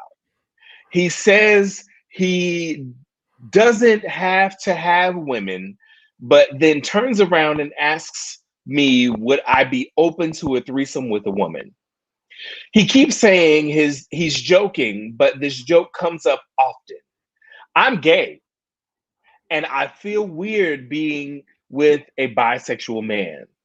I'm learning more and more each day. A few months ago, my son, from a relationship I had from my experimental days with women, moved in with us. So now the son has now moved in with him and his husband. Let's be very clear, and this is in capital letters. Let's be very clear. I am not bisexual. I grew up in the church and dated women because I thought I was doomed to hell if I didn't. Out of that, God blessed me with a beautiful son who loves me and now my husband. My son is 7 and he loves my husband a lot, to the point I know he would be devastated if me and my husband broke up, which makes things even more complicated. I really do love him, but I'm conflicted. Why would he spring this on me after all this time? I know I don't want anything to do with women sexually, and I'm not open to letting him explore outside of our relationship. I really do love him. He's a great husband outside of all of this, but this is a lot in capital letters. How would you all handle this? What kind of advice or suggestions do you guys give? Please help. Divorce. Well, damn. Divorce. Jesus. Damn. I'm looking at my notes, and it all equals out to divorce. There's no way around. First of all, like, the reason you're finding stuff out about this now because he's getting comfortable. All right. Ooh, he's getting comfortable. Goody. That's a good point. That's good, friend. Good point. He's getting comfortable. Y'all 2 years in, like he's springing these things up on you because like you in there. Like, you got a divorce, and I'm sorry. Fuck your child's feelings about this. He will get over it. He is 7 years old. He will get over it. I promise you. But you need to do this for you because your sanity, your mental is going to be messed the fuck up if you continue to downplay what's happening.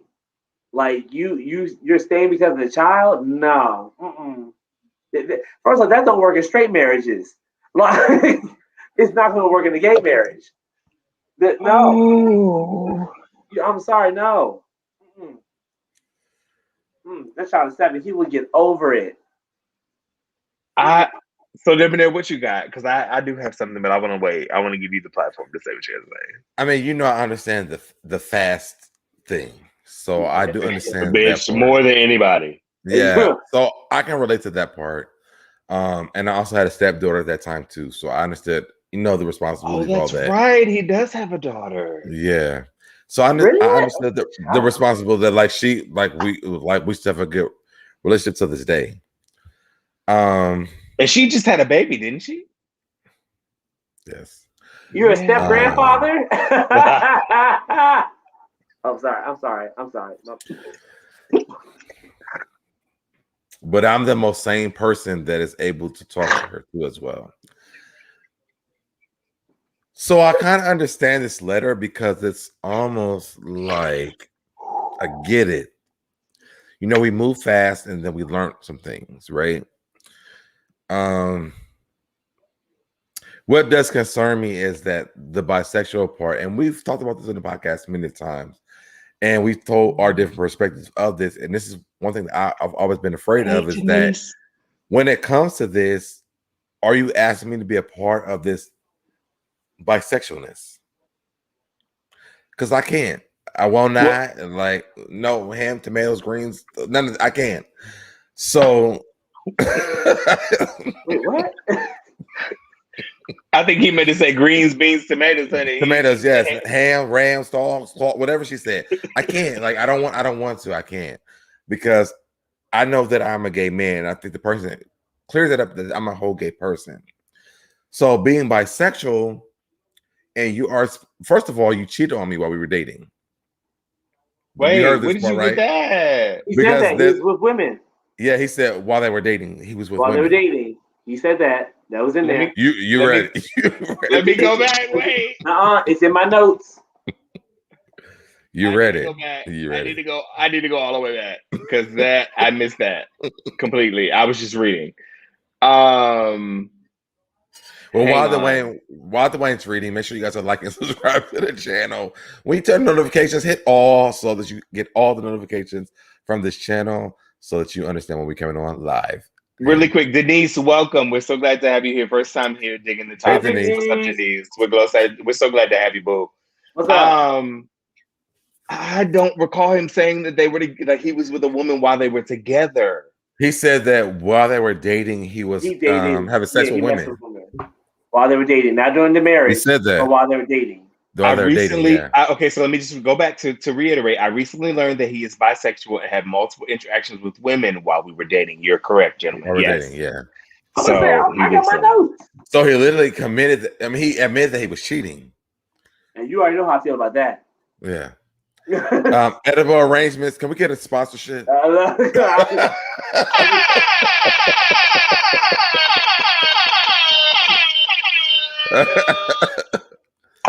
But I guess for me, that's why I feel like, I wouldn't be able to trust this person. Yeah. Because you cheated on me. Now you're asking me to have a threesome and I don't want to see women naked. So this is too much. I can't do this. So okay. And even said that the person said that, this is not a problem, but then he keeps on throwing in like, bam, but would you have a threesome? Oh, no, today. Well, bam, tomorrow. Would you have no, like you keep asking me about this, like it's making me feel like you're pressuring me to do something I don't want to do. And at the same time, like you said, the honesty factor of not telling him up front, like, hey, I'm bisexual. This is something that I am into. This is something that I engage in from time to time. You're not being upfront and honest with me because that would be a contributing factor. Like if you tell me that at the beginning of the relationship, that's something for me to consider because I know now that possibly down the line you're going to want to do something with a woman or something extra or bring someone in. That's not something that I'm signing up for. Yeah. Like I wouldn't. Okay, go ahead. I'm sorry. Let's be clear. The son belongs to the writer of the letter, not the other person, right? Yeah. So his son is very enamored with his husband. That means nothing. At the end of the day, it does mean something. Though. It does. It does. Yeah, yes, it does. Because you can't introduce a person into a child's life and then take them away. That's not fair. No. Hold on. That's a marriage. They entered into a marriage. This isn't just some random relationship. That's a marriage. But that's what I'm saying. But still, the son is attached to the husband. The son has a relationship. So I should stay because of the son? It doesn't mean stay because of that. It doesn't mean that. But that is a deciding factor when you leave. How does that affect my son? He'll get over it. No. And the only reason I'm disagreeing with you, the only reason I'm disagreeing with you about the child getting over it is because I have now had to resurface things that my mother chose for me without taking in the way that it affected me. Mm-hmm. I am personally going through therapy now with the fact that my mother made decisions for me without considering how it would affect me. Whether she did take into consideration or not, she still made a decision that it was going to, and she didn't even take into consideration that it was going to affect me. So now I'm having to relive things that I was never able to express or feel because it affects me. How about this? What if this is the only man that this boy is who's been in his life who shows him what it looks like to be a real authentic man? His father is still there. No, that doesn't mean that his father's showing that to him, though. The letter didn't say that. The letter didn't say that. So I'm going based off of what we know. What we know is that the son loves the stepfather. So there's a reason why the son is cleaving to the stepfather. And to me, I feel like when you pull it away, like there has to be a really strategic way to bring the kid back so that it doesn't traumatize the kid. Because think about myself, think that I've been through. if there was a man in my life who was treating me good, but my dad treated me bad or whatever, like I don't know the real dad was doing that. I'm just saying, but there's a reason why this son is treating this father this way. So I wouldn't want to just snatch my kid away from someone that my kid really, really, really loves. It's 20. I'm disagreeing, but at the same time, I'll add this: with it being 2021 and the things that we know now, I feel like removing yourself from the situation is something that needs to be done. I'll take back the whole comment of me saying just forget about the child's feelings. I'll say this: you can put that child into a therapy, have a group discussion about what's going on, about what's going to happen, versus just taking him out and just letting it be. But at the end of the day, I don't think his feelings should be a deciding factor on whether or not you stay or leave. Can I tell you why that doesn't always work though? What? And from my own personal experience. Oh. So that is a solution. But if this man came into this little boy's life and he wasn't getting this from anyone else, then that is detrimental to that little boy. Well, then because the love that he needs and play dates and stuff, but you don't have to personally be in that relationship. But the mother has to set that up though. That's what I'm saying. Like, don't just disregard the fact that this little boy had this relationship with this man, and then because like make sure that the little boy is safe regardless of whatever's going on. Because at the end of the day, it still affects him. Yes. Whether you think that it doesn't or not, it still affects the child. And he's telling and the child is telling you that someone that has been introduced into their life has been removed. Well, how about this? I'll end it as far as I don't think that it should be a deciding factor at all on whether or not you are going to stay in a relationship. That's true. That should not be. Yeah. Because that never works out in the end for you. Because now your sanity is gone. Yeah, I agree with that. Now that I agree with. At the end of the day, you should not blame it on the child that you are not staying in a situation that you're uncomfortable. And don't stay because of the child. Because of the child, absolutely. If the person is really serious about the relationship they have with that child, they will still have that relationship when you leave. We can work out something. We can do play dates. We can set up on weekends or every other week or whatever. But I don't want the mother to penalize the man that left because they are upset with that man and hold the relationship of the kid with them because they're upset with that man. Yeah. Sometimes it just takes time though. Even from an adult standpoint. It doesn't matter. Your child comes first when it comes to that, because if you don't have a man in your life, that's something that boy or even that daughter, if it's the other way around, they want, like, they actually receive this, and this is something that I've been through. So that's what I'm saying is there are so many. So let me break it down because it's getting weird, and I want to make sure I'm saying what I'm saying right. My dad in my life was not great for me as a kid. He wasn't. He was on drugs. I hated him. I didn't want to be around him. But I went through programs where I met men who helped me in my life, made me be a better person. My dad hated them. He didn't want them around. He didn't want them to take me anywhere, but I would sneak out of my house and lie to them to go to things with them because I respected what they were trying to do with me to make me a better man. So this conversation is like really personable for me. And this is actually, I didn't know, I honestly, I didn't read this, but it's really weird because it's breaking up some things for me. So when I read this, as a kid, I did what I needed to do to make sure that I did have inspirational Black men around me. And whatever sexual status that I was, whatever that I was experiencing in life, they were there for me. I can call them to this day. There's actually a guy who is in Atlanta right now, who was one of my mentors, who will come and talk to me whenever I need him. That's the kind of relationship that we had.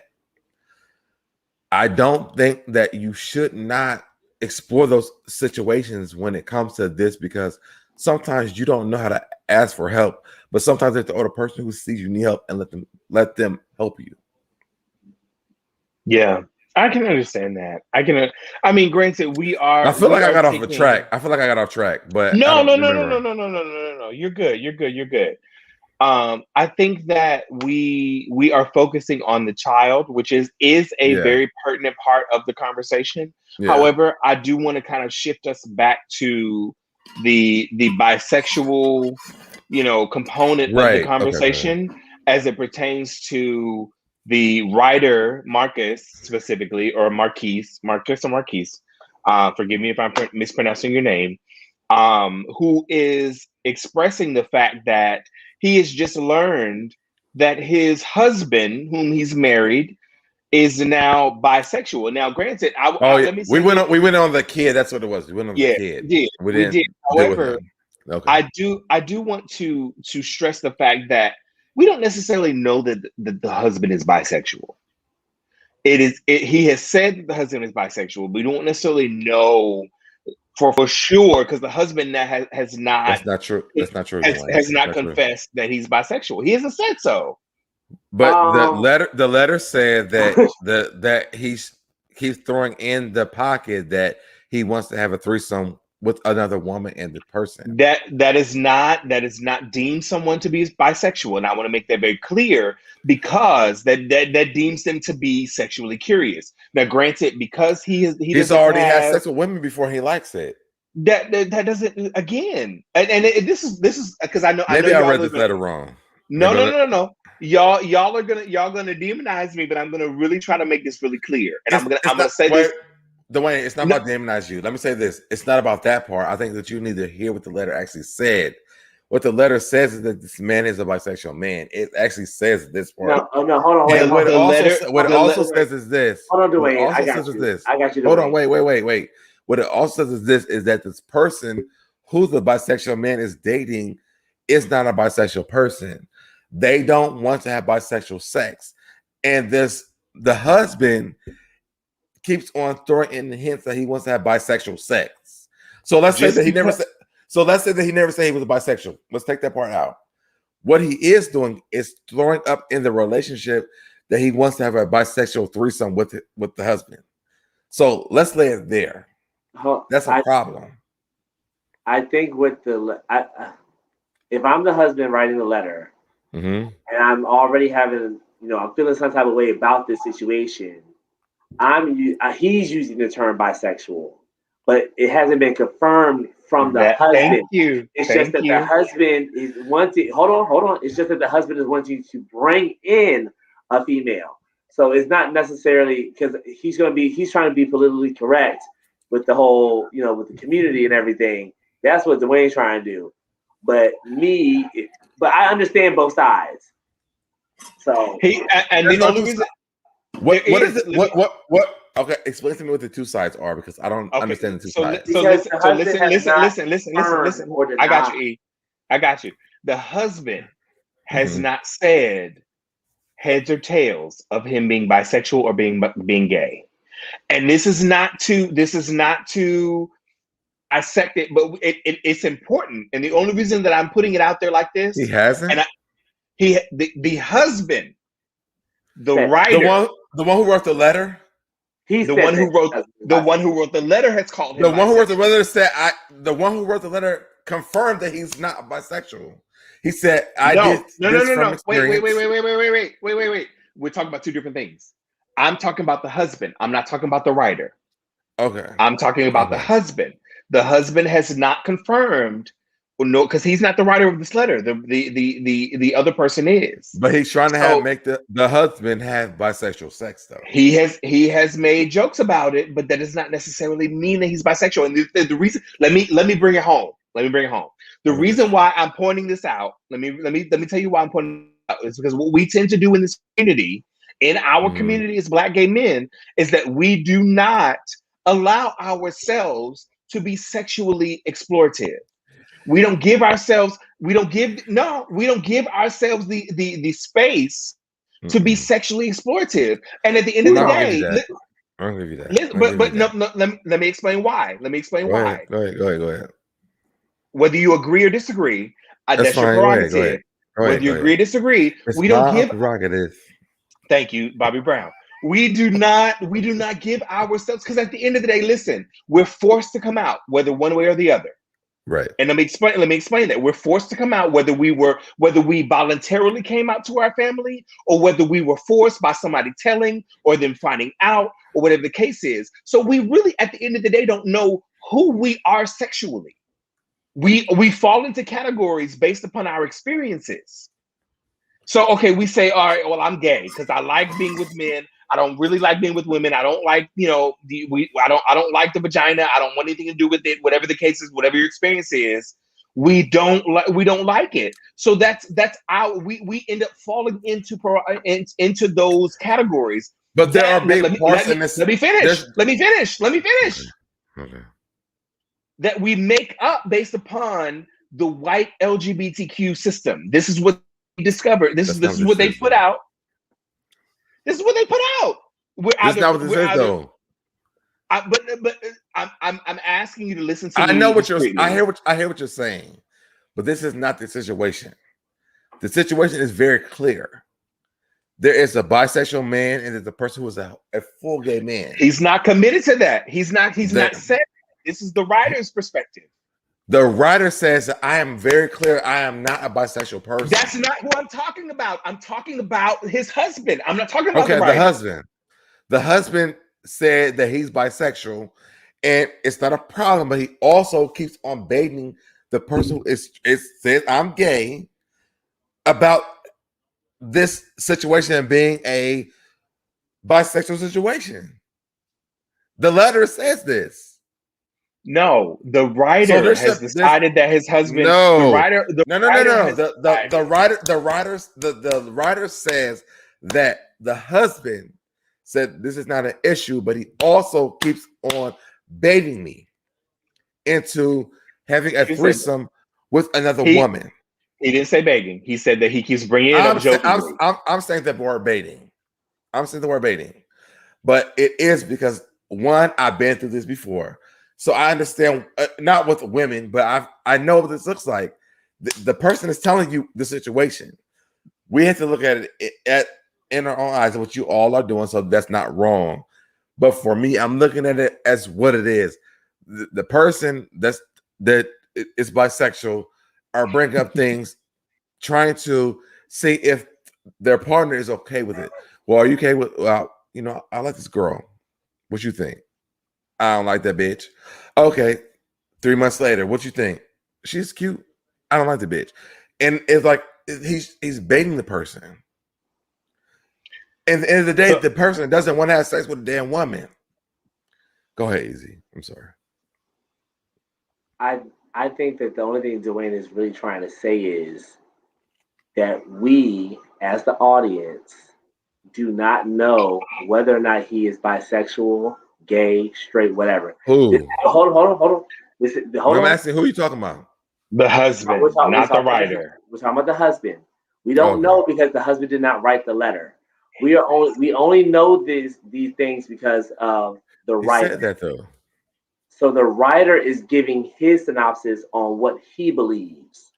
The letter said that the husband said that he was bisexual. Hold on, whether or not the husband is bisexual or not, this is a man who likes pussy and dick. The letter said that the husband was bisexual. He could be poly. He could be bisexual. There's a list of things that he could be. He could be a man who enjoys sex in general. Easy, that's not true. What it is. That's not true. The husband said that he is bisexual. Once again, that's like you telling me I'm gay, but me not identifying as gay. No, the letter that Dwayne just read, the husband confessed that he was bisexual. I'm over this letter. I don't want to do this letter no more. So we are only getting the right. No, we're not.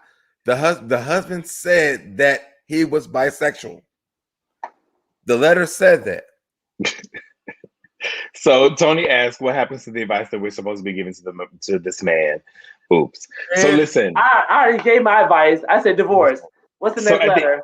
At the end of the day, divorce. Let's wrap it up. I feel like we're trying to open windows that don't need to be open. Honestly, I feel like that because Easy's saying that we don't know. The letter actually tells you everything we need to know. The man has told the husband that he's bisexual. He believes. That's your. So it would be the If same. the other husband writes in, then we can write off of that. But the husband that wrote in right now is saying that the husband told him that he is a bisexual later on in the relationship. That's what he believes. That's what he believes. That's what the husband. So Dwayne is just trying to make it clear. What I'm saying, SoDebNair, as easy as trying to explain, what I'm saying, SoDebNair is that it will be the same. Let's just make it very clear. It will be the same if SoDebNair wrote a letter depicting who Easy is and who I am as Black gay men. You haven't heard from me or Easy. This is your perception of who we are, right? And all I'm saying is, as Black gay men, we have never had the opportunity. Some of us, I'm not speaking for everybody. I don't speak for the entire Black gay community. But what I'm saying is that some of us have not had the opportunity to express who we are sexually fully because we've had to fit ourselves into particular boxes. That's all I'm saying. I feel like this is too much. Like we're looking at too many options right now. Like the person is telling us a story that the husband has told this person. The person is agreeing with this. Like this is like facts here. Like the husband said, "I'm a bisexual." I'm not a bisexual. That's not what the letter says. The letter said that's not what it says. The letter said that the husband told this person that they're bisexual. They actually cheated on them with women. No. Read the letter. Just to be clear, because somebody asked me to read the letter again. I will read it again. I'll read it again just to be clear. Cheating. Go ahead. No. Just because he was cheating does not mean he said it. Let's be clear. So, just for clarity. So we're giving. So okay, this is where this gets weird for me, and that's why I don't like these kind of conversations. We're giving. Okay, well, he didn't really say it because we're having a conversation because of this letter, but the husband may never said this stuff. He never just randomly read. So listen to the letter. Let me read it really quick. I'll read the portion that we're talking about really quick. We only dated for 6 months before he proposed. Yes. We got married after 18 months total. We have currently been married for 2 years. And now I'm learning things about him that seem odd to be learning about him at this stage in our relationship. I feel like I never really knew him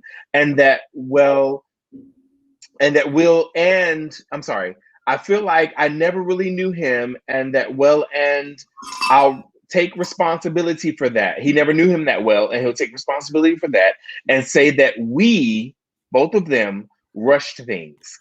I recently learned that he is bisexual and had multiple interactions with women while we were dating. So pinpoint that and then read the rest. Pinpoint that this was a fact. The person said this part. So let's move on to the next part. But just because he said he learned he was bisexual does not mean that he confessed that the husband confessed that he was bisexual. That's all I'm saying. The letter also said that he keeps on asking about a three-way. I'm not there yet. I understand, but I'm just saying. I'm not there yet. But based upon what I just said, from the letter, it says I'm not stuck there. So go ahead. But that's a point. You said put a point. That is a point. We're putting. But that's the point of proving my point. I'm proving my point from this as well. So let's keep going on. I recently just learned that he was bisexual and had multiple interactions with women while we were dating. When I confronted him, he said it was no big deal and I have nothing to worry about. He said he does not have to have women, but then turn around and asks me would I be open to have a threesome with a woman. He keeps saying he's joking, but this joke comes up often. That's all. Point 4. So all these are 4 red flags that are happening right now.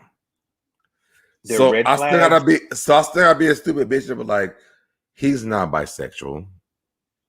So what am I doing here? I'm not saying that he's not bisexual, but we don't have a confirmation from the person that is in question in regards to him being bisexual. That's all I'm saying. That's all. What we can do is go based off of what the letter has said. And what I'm saying is this is not a good situation. It's not.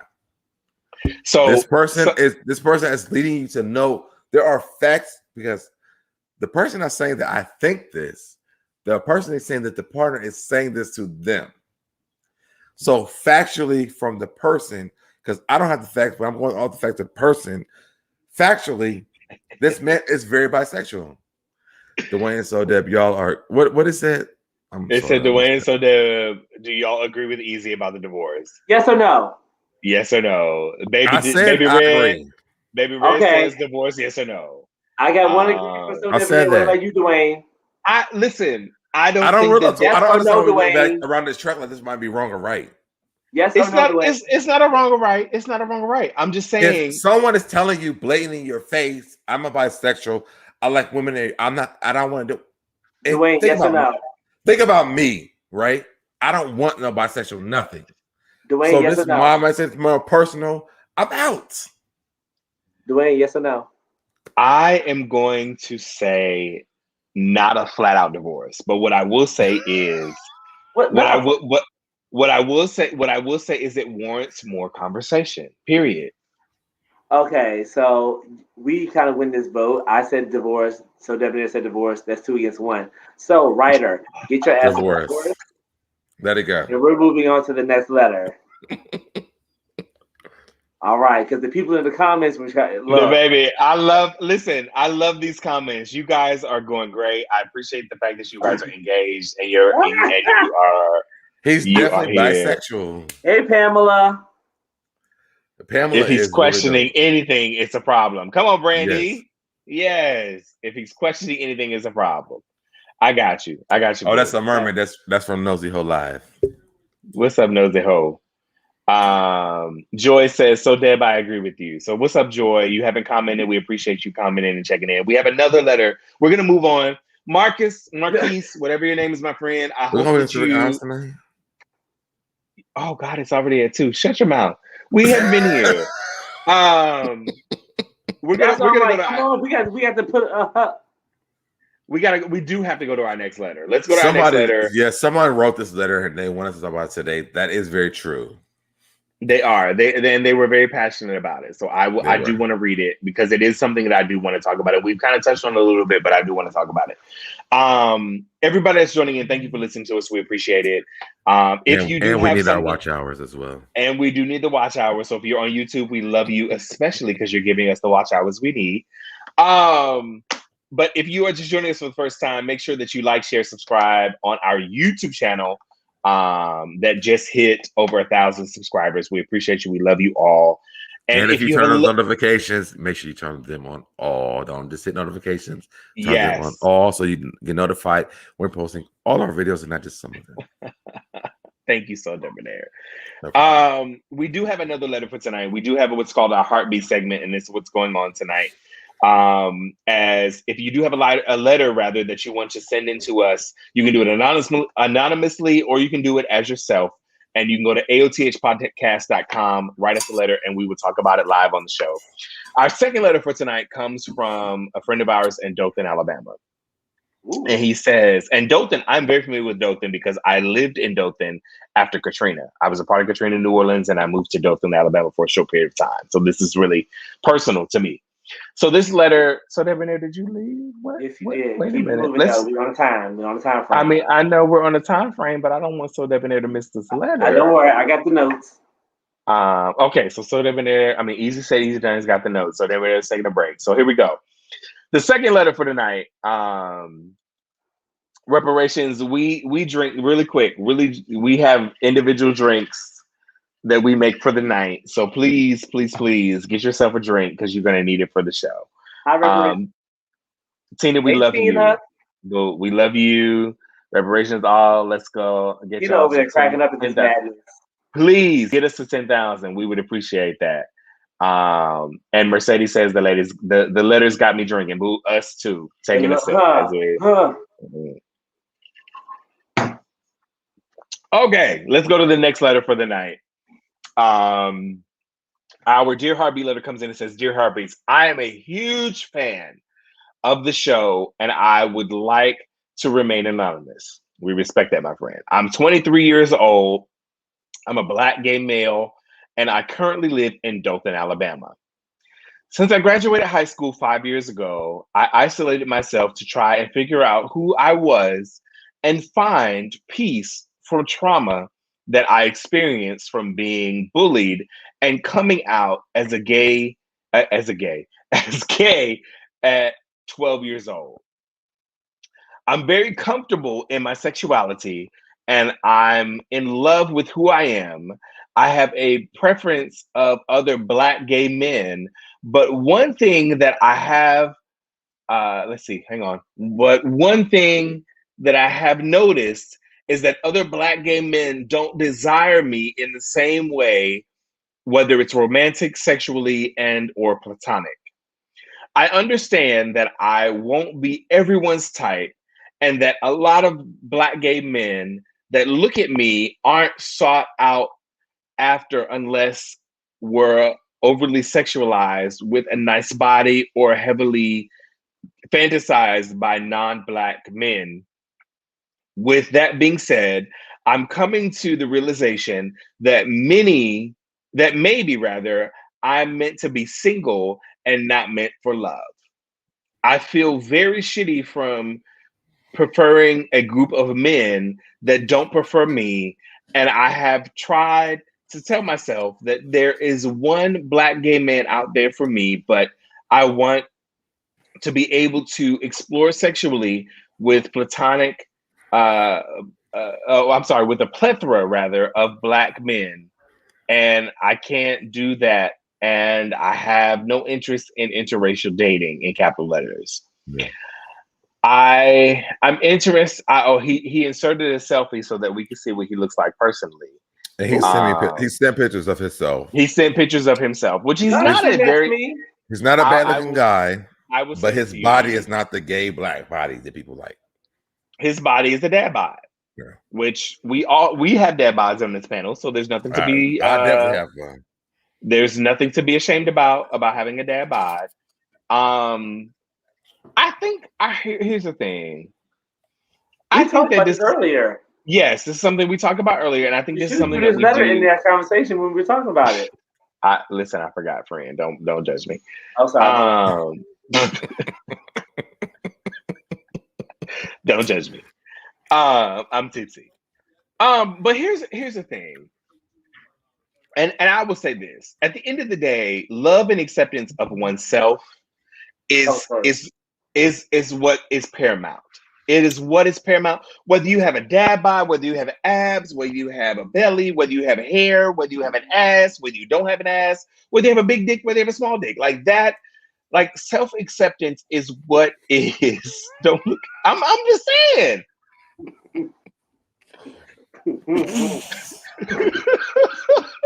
What?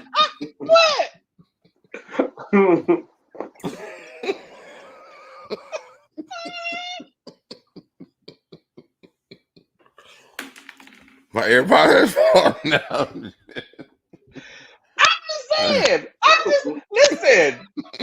I was rocking with you. It's just talking about the dick size. I dropped my whole pen.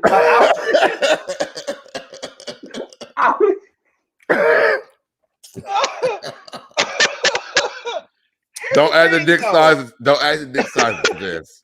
But wait. Here's why I said that.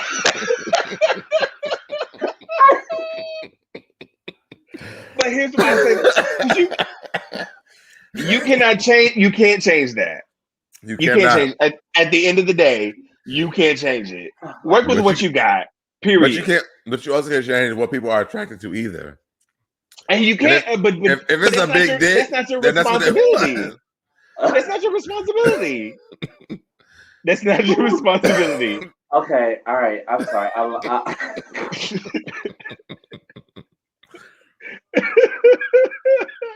That was that.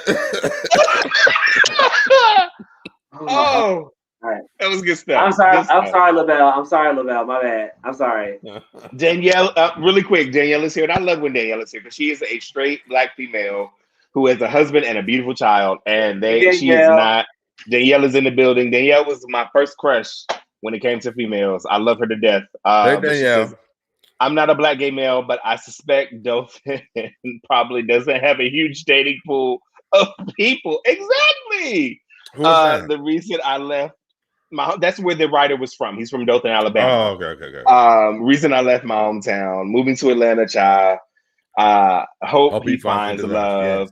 And find you some better man. Find you some better man. So here's what I'll say really quick. But it's not in Atlanta either, though. That's actually in my notes too. Yeah, because at the end of the day, Dothan, Alabama is not the world. Mm. It's not the world. And there are people everywhere. So you don't have to subject yourself just because that's where you live. I understand that totally and fully, and you are subjected to your surroundings and your environment. I totally understand. And I'm only saying this because I lived in Dothan, Alabama for a very period of time. So I know exactly what you're dealing with and what you're going through, my friend. And I understand that there is not much to pull from in that space. However, I will say this. That's not the world. I see you, SoDebNair. What you got? I know you're not eating on this live. I am. But I ate all day. I ate all day. But he was very concerned about this, that he sent pictures of himself. I'm waiting on the pictures. Fake pictures. I just said them. I'm going to send them to you, E. Yeah, I sent them in the email. We have a whole group chat. What are you talking about? But I sent it to Dwayne because they have to post everything. I'm sending it to you right now, E. He was so concerned that he sent a picture of his face, which wasn't bad. No, he's an attractive guy. Yeah, he's like a really good-looking guy. Then he showed his body, and I was like, okay, this makes sense because now he doesn't meet the standards of the gays, So I understand his struggle because of that part. But facial-wise, he's not a bad-looking guy. But none of us do. At the end of the day, I got a real dad bod for real. Like I may have had it for my entire life. I can't get rid of this shit. But I don't have a problem with finding a man. I can't find one who want to stay with me besides the one that I kept. But I don't have a problem with finding no man though. But I want him to not look at himself as an unattractive person because facial wise, he is a really good looking guy. Yes, you may be a bigger guy, but there's people who like that. They have fetishes of that shit. So I don't understand why you can't find anyone. And if you can't, maybe where you live at is not conducive to what you in your dating pool. Yeah, I would stress, like SoDebNair said, I would stress that Dothan, Alabama is not the be all end all when it comes to men. Just because you can't find somebody in your immediate mileage does not necessarily mean that there is not somebody out there for you. Easy said, what happened? What is this delay? Sorry, I gotta stop looking at these comments. I'm gonna get to them in a minute. I'm trying to send you the picture, E, so you can see what the gentleman looks like. We have a whole little. We do have a group chat. I know. We have a group chat. But these were emailed to me. So that's why you didn't get them because they were emailed. Right. Anywho, is it my turn to say something? Yes, go ahead. It's your turn. Okay. Through my notes, I was you're still a young cat. I haven't seen the picture, so I don't know just yet. But at the same time, you're still a young guy. You still have time. This is the time to explore things. Pack up and move. Find yourself a new city. Find wherever you're working. Find that place in a new city, and pick up and move. Explore this world because, honest to God, you're not gonna find everything within your zip code. It's just not gonna happen. My grandmother even told me to explore. And they're in the group chat. Did you send them? Okay, yeah, cool. In I was trying to get them. I was trying to get them together. I'm sorry. And you're just not.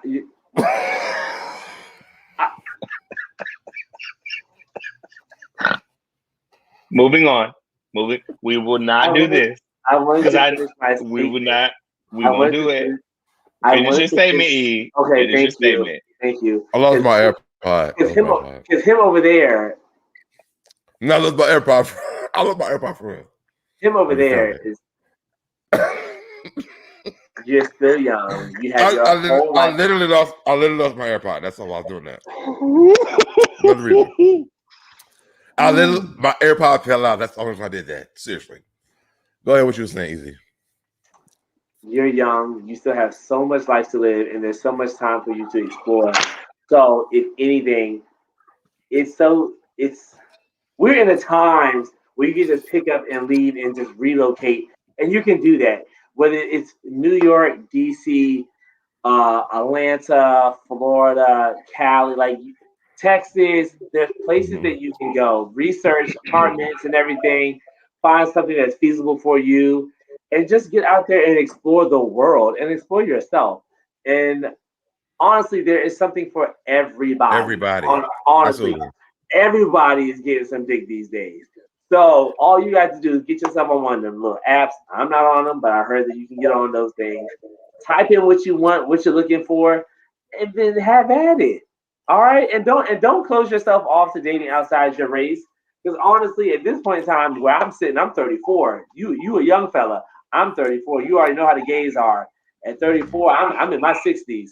So like, the pool is dwindling. All right, the pool is looking murky. It's looking a little dirty. Somebody has pissed and shitted in the pool. So my pickings is very slim. But but can we all say that he's not a bad looking guy though at all? Can we say that? Yeah, we can say that. He's not a bad looking guy. I feel like that you're dealing with the same things that a lot of us deal with. Seriously. It's all not about how you deal with it. Yeah. It's not a you thing. I'll look how I look and I'm still dating. I can't fucking find nobody to date me. Someone asked me the other day. They're like, I don't understand. I don't understand. They're like, I don't understand why. Maybe it's this attitude. Brandy, you know what? Very true, Brandy. Brandy made me think about something else. What are you bringing to the table? Well, can I finish what I was saying first? Before you start reading what Brandy had said. My bad. I love you too, Brandy, but I'm fine. We good. But I also feel like we all look the way we look, and we cannot get what we want. That doesn't mean turning in. We can't do it. You know what I'm saying? And I feel like when I saw the message and I saw what he looked like, I said, well, you're not really a bad looking guy. Yes, your body is not what you want it to be, but you also can fix that if you're uncomfortable with that, because that's a self issue. You feel like that because of how you look for your own self. Because there's a lot of guys who are okay with that type of body, but you have a personal insecurity about what that looks like. You have to work on that so you are confident in dating. That's all I'm saying. We can go back to Brandy now. Okay, so Jody, really quick as a recap, someone wrote in the fact that they live in Dothan, Alabama, and they don't have they feel like they're not getting the attention that they would like from the Black gay community in that area. And well, we got somebody for them. We do. Who? The man who wrote the letter, who lives there. Isn't that where he's from? What are you drinking? So why are we talking about those? Why are we here? Because Jody said, read the letter again. I was just bringing Jody up to speed about what the letter said. That the man wrote, right? Yes. So I'm bringing Jody up to speed. I'm saying that there's a man who is here writing a letter. If it's not the same person, well, we got somebody for you. Who do we have for them? The man who wrote the letter. That's the same. No, they can't match up. Is that what you're saying? No, because no. Oh, it's the same person. You're saying the same person. You got you. That's all I was saying. I thought they said there's someone also from there. That's what I heard you say, right? No, that's not what I said, love. What'd you say? I was catching. I thought you said there was someone who's also from there. No. Okay, well then I'm sorry. I thought you said that. I was catching Jody up on what the letter said. Let me turn my camera off. That part. And 1 minute. Listen. Okay, I'm bad. But I do agree with reparations. It's a self-esteem issue. And at the end of the day, you know, you, as RuPaul says, if you can't love yourself, how the hell are you going to love somebody else? And granted, I know that you said in your letter that you do love yourself, but I think that there is some more self-acceptance that's necessary for you to not have to rely on what you're not receiving from people socially in the Dothan, Alabama area. Period. And Tyra Banks said, I have one card in my hand, and I'm going to choose Stop. who I want. Don't finish it. Don't finish it. Don't finish it. Don't. Oh, Jesus. Choose you first, boo. Don't choose anybody else. Choose And you. I'll also add, sir, it is not just you. We all go through it. I go through it consistently. I think all of us have. All of us Me have. too. All of us have. Me too. Even in Atlanta, where you think that there is the Black gay Mecca, as some people call it, we still go through, you know, insecurities and unacceptance in this area. So please don't think you're just subject to it in a small town. Exactly. I'm in the DC area, and it's like I've always thought that.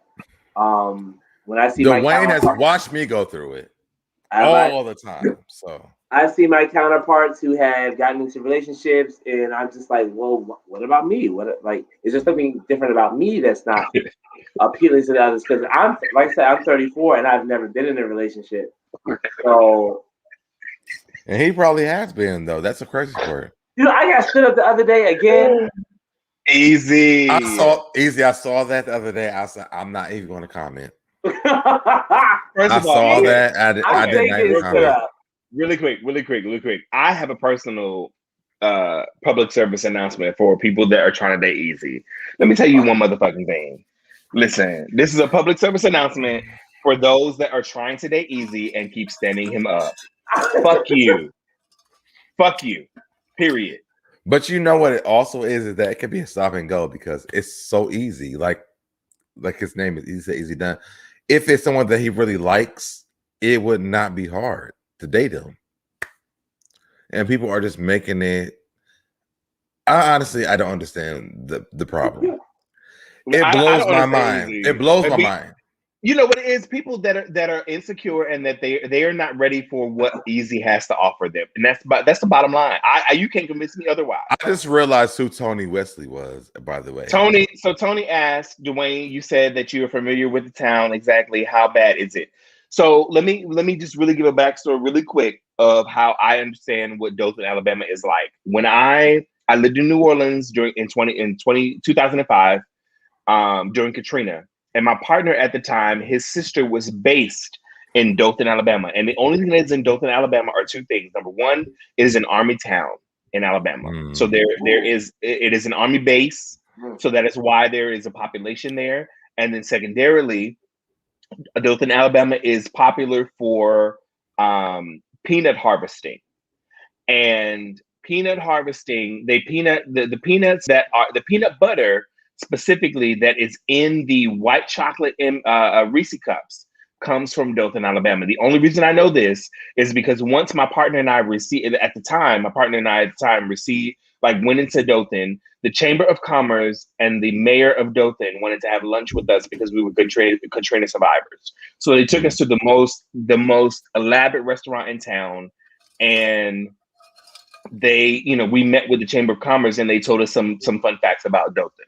So the only reason it's very slim pickings. It's either you're in the army and you're only there for a small amount of time, or you are native, and most natives are just white and redneck, and that's just it. So there aren't very many pickings. The closest town is Birmingham, so you would have to drive to Birmingham, Alabama, to be able to see any kind of black anything. So I lived there for a very small period of time because he was cheating while he was back in New Orleans. That's nobody else's business. But anyway, we ended our relationship and I ended up moving back to New York. So there's that. You know what I would love for you to do? What's that? This is really off topic. But I do try to share I'm trying to start sharing different stuff on the channel. I would love for you to kind of explore that if you are comfortable doing it.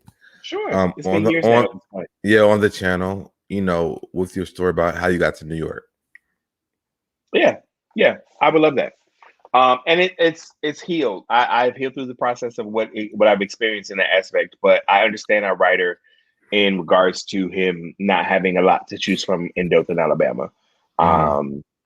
Because there's not. And if you meet somebody, they're probably, only stationed there for a short period of time and then they're gone. So then so much for that. Gentlemen, are we ready for the next? Are we doing another one? Do we have another one? We don't have to do another one. We can move on. Where has it been like three? Well, you know what? Let's do one more because we do need to watch ours right now because we need to monetize the channel. What's the next one? All right, this is the last one though. This is the last topic for the night, ladies and gentlemen. Easy. I think you submitted a topic actually for tonight, or it came from your channel. It came from his group. It came from your group. So stand by. Yes, if you want to be a part of the Easy Said, Easy Done group, let me know. While we're standing by, make sure you guys are subscribing to this channel. Make sure you guys are liking the channel. Comment below. Let us know what you guys think.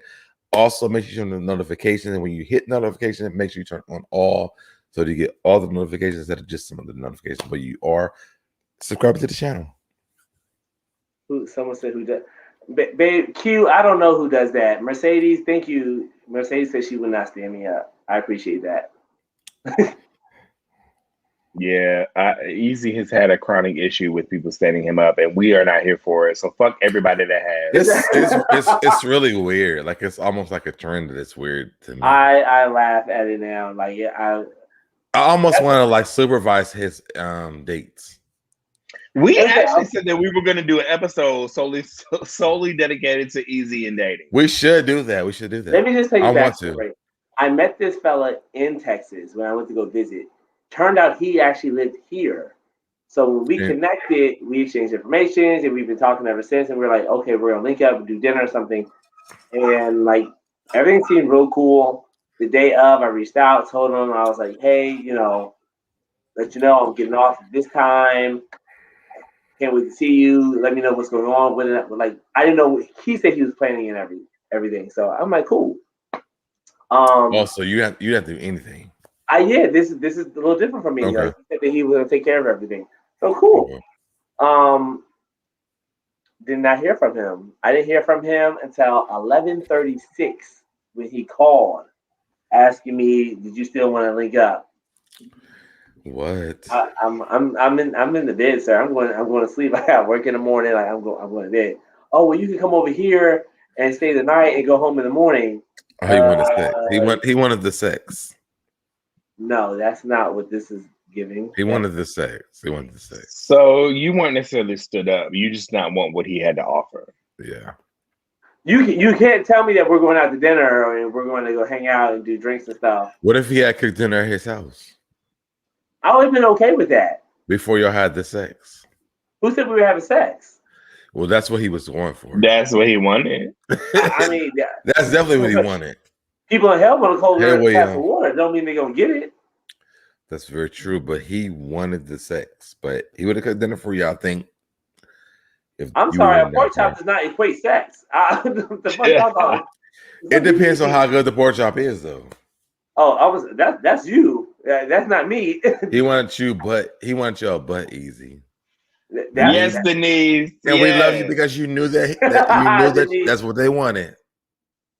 Yes. Easy. You have a lot of love for the right individual that's not insecure and ready to love. Let go and let God. The right person is out there for you. Trust and believe. I appreciate that. Who's that? That's Jaquez. Hey, I appreciate that. Thank you for that message. But they better hurry up because time is ticking. I'm not taking any applications after 40. So Easy has the timeline, ladies and gentlemen. Easy has the timeline that he is specifically subscribed to. And if it's after 40, he is not subscribing. All right. So I'm not asking you your favorite color at 40. Not doing it. So what's the last thing that we're doing? The last topic for the night, ladies and gentlemen. Would you ever become romantically involved with someone that you are not attracted to inside and out? Because the one that you are attracted to inside and out aren't attracted to you. Would you become attracted to someone inside that you're not attracted to inside out? So I guess if you want to add some clarity, that's easy. This was something from your Easy Say Easy Done group. If you have anything that you want to add to it, So let him go first. Okay, let me just reread this to myself. Gotcha. Okay, gotcha. Okay, I just had to get a quick reminder of everything that happened within the group. Basically, this came from someone who is basically sometimes your type is not your type. You know, your type may have a different type. All right. So what do you do in that situation? Like like if you are interested in brothers who are 6'5", 230, 6-pack, diesel down, like, but guess what? You may not be their type. What do you do? I'm coming for easy. Come on, Dave. Come on, Dana. Let's go. Let's go. Let's go eat. Let's go drink. I'm with it. Um, like, what do you do? What like at what point in time do you gotta sit down and think about how you're dating or how are you gonna move forward in the dating process if the people that you want to date don't necessarily want to date you? So what's your next move? Don't date. No, that's really what it comes down to. What's your next move? How you feel, Dwayne? I think it's an age thing. I'm not gonna. If I gotta be honest, because Dwayne's already been drinking, so let me be honest. I don't even know what the damn question was. Okay. How do you navigate dating and talking to people that you are not necessarily attracted to? Because the people you are attracted to do not give you that same attention. I don't feel like I have an issue with this because if I'm not attracted to you, I don't lead that situation on. I don't. People that I'm attracted to, they would know. Like, I'll hit you up in the middle of the night. What you doing? Actually, when I get off of, Don't tell your business now. That's a different conversation. I was like, hold up. But people that I do date and I'm interested in, they know they have my attention. Yeah. I also, Dwayne, we'll talk after this is over with. No, I'm sorry. I was laughing at one of the comments that had nothing to do with you. One of the comments sent me through. I feel like that you should be able to decipher what you entertain, what you don't. Because we do give people a lot of leeway with things that we do like and what we don't like. And there's nothing wrong with that. But don't be misled, though. True. I agree. Yeah. I agree with that. I agree with you. I'm sorry. The comments had me kind of. I should have been reading while you were talking. Attracted to someone you're not physically attracted to, but sex ain't gonna be right. I don't think he don't gotta be my fit type physically, but you can be just ugly child. We all have had sex with ugly people. Right. That's right. You have? Oh, well, I have. I know I have. Oh. They have bought me food. They will pay my rent. So, yes, that's very true. We've had some people that were not attracted to. Yes, I can agree to that. Is that Q 1973. I would love to read this one because this is our very faithful viewer and listener. We love him. He challenges us a lot of times, but he says we talk inside and out. Two different things. You can be attracted to somebody that's physically your type, but their personality is great. Very true. There's a lot of these Instagram bodies that y'all be following and flaunting over, and they shout out to Q. Shout out to Q because he's been a day one. Period. So I want to shout him out. Mercedes, easy. What's up? Have you thought about dating older guys, maybe 10, 15 years older than you? I have, and yeah, that was the last time we talked about me being stood up past this one. He was older as well, so I have it with older, younger, same age. Like It doesn't. Now, Mercedes, can we ask you, are you down in the valley where the girls get naked? Say what? No, you're not. Y'all never watched P Valley? I've never seen it. Oh, easy. You would love it. Yeah. Her name was Mercedes, and she's down in the valley where girls are naked. That's how I was asking. I'm like, what? Yeah. Sorry that you didn't see. Sorry. What we got next? Tony Wesley, We Speaks, the talk show, says, trust me, after a certain age, blood is not going to flow to certain areas unless you are really attracted to that person. Oh. All right now. That's a different perspective. Tomato.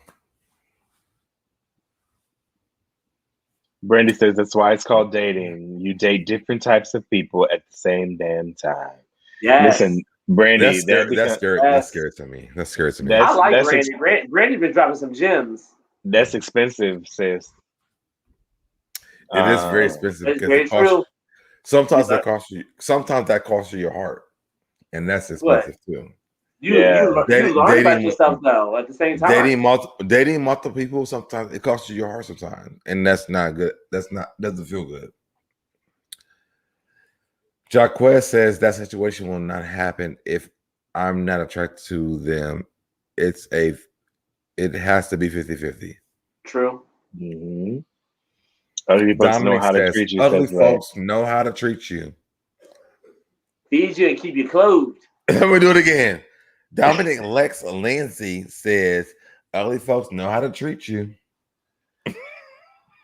And Princess, one of our faithful followers, we love you, Princess, says, I'm 41, never married, and you will still want love. Indeed. Indeed. But it's so different because you don't understand what people want from you. Someone asked me yesterday why I'm not in a relationship. I said, because I've already been through one. I understand what it looks like. I don't want to put myself in a situation where I can't control it. I'm a controller. I'm honest about it. I'm okay with that. But it was also a really good question. What I do want is someone who comes into my life, they can add to what I have going on. And that's why I don't date anyone right now. Oh, that's understandable. Easy. A few people have reached out to you. I'm seeing these comments. Oh my gosh. Yeah. Do you ever wonder what you may come of? Too strong. You strike me as genuinely good guy, but maybe you are too straightforward and less flirty / casual. What do you got? What do you think? Shout out to Willem. Wait a minute, Willem is a new person. We haven't seen your comments in before. Willem's not new. Oh, I haven't seen him. He hasn't commented, or he or she. Forgive me, whoever. Willem's been in the comments before. Oh, all right. Oh, okay. Well, as long as you know. Hello, William. I don't know, but you might know. But hey, you're new to me. Hey, I try to keep track of people. Okay. Well, thank you, Willem, for being consistent to the chat. We appreciate it. So I think that will wrap up what we got. Well, tonight, wait. I think that they asked a really good question, and maybe if you don't want to answer this, that's cool. Ooh. But I think that easy. They asked they asked the question, how do you feel about how your dating process is going? Because they said that. Oh, go ahead. They said that they feel like people want to date you, but there's like a block going on. That's what I read from that comment. But how do you feel about that?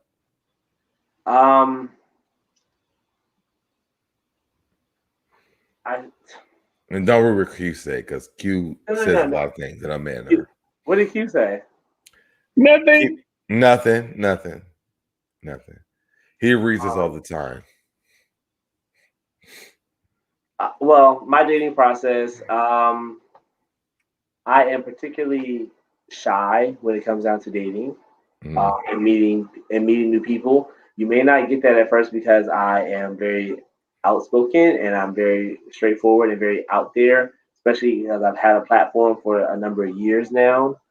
But specifically when it's like meeting somebody of a romantic interest, I kind of step back on that. So I'm very kind of timid, very shy, unless I know that there's a genuine interest in me.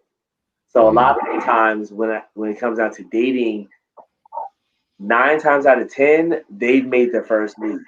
They made that, they showed interest first. They made it very clear, like, hey, I want to talk to you. I want to go out. I want to do this, that, and the other. But let's do this. If someone that's on YouTube, like they see you on YouTube, and they are interested in talking to you, what is the proper protocol to talk to you? I don't mind a DM. I don't mind a message or a comment or anything like that. Now hold on. I like a respectful comment. Like don't come at me on no crazy shit or.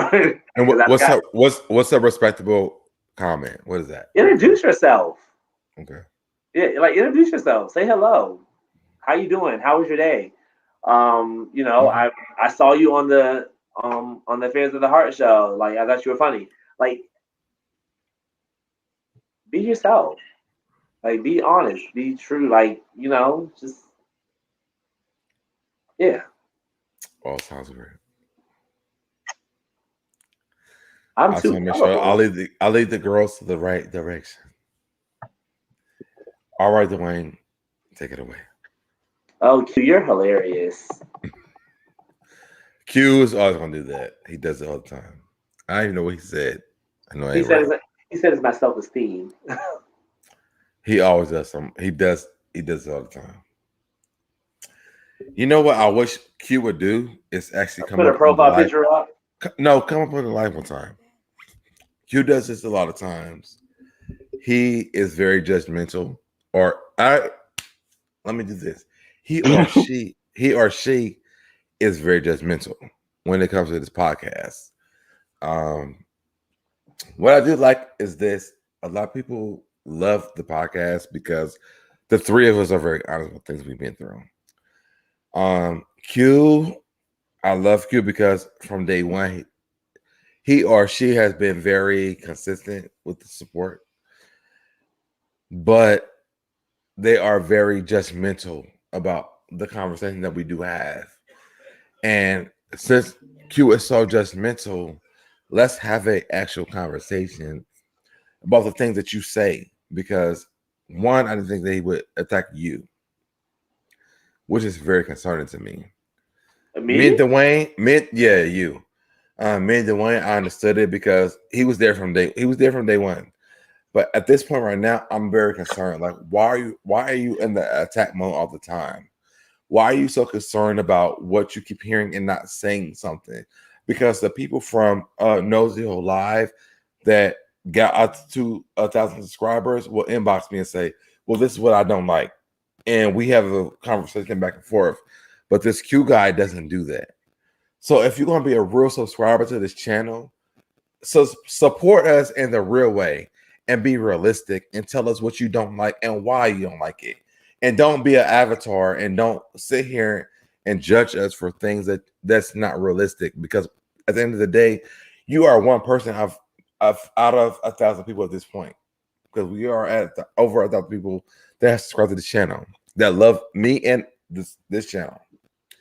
So if you're going to come to this channel and have an opinion, hit the inbox and let us know why you feel like that, Q. Because me and Dwayne have been really nice.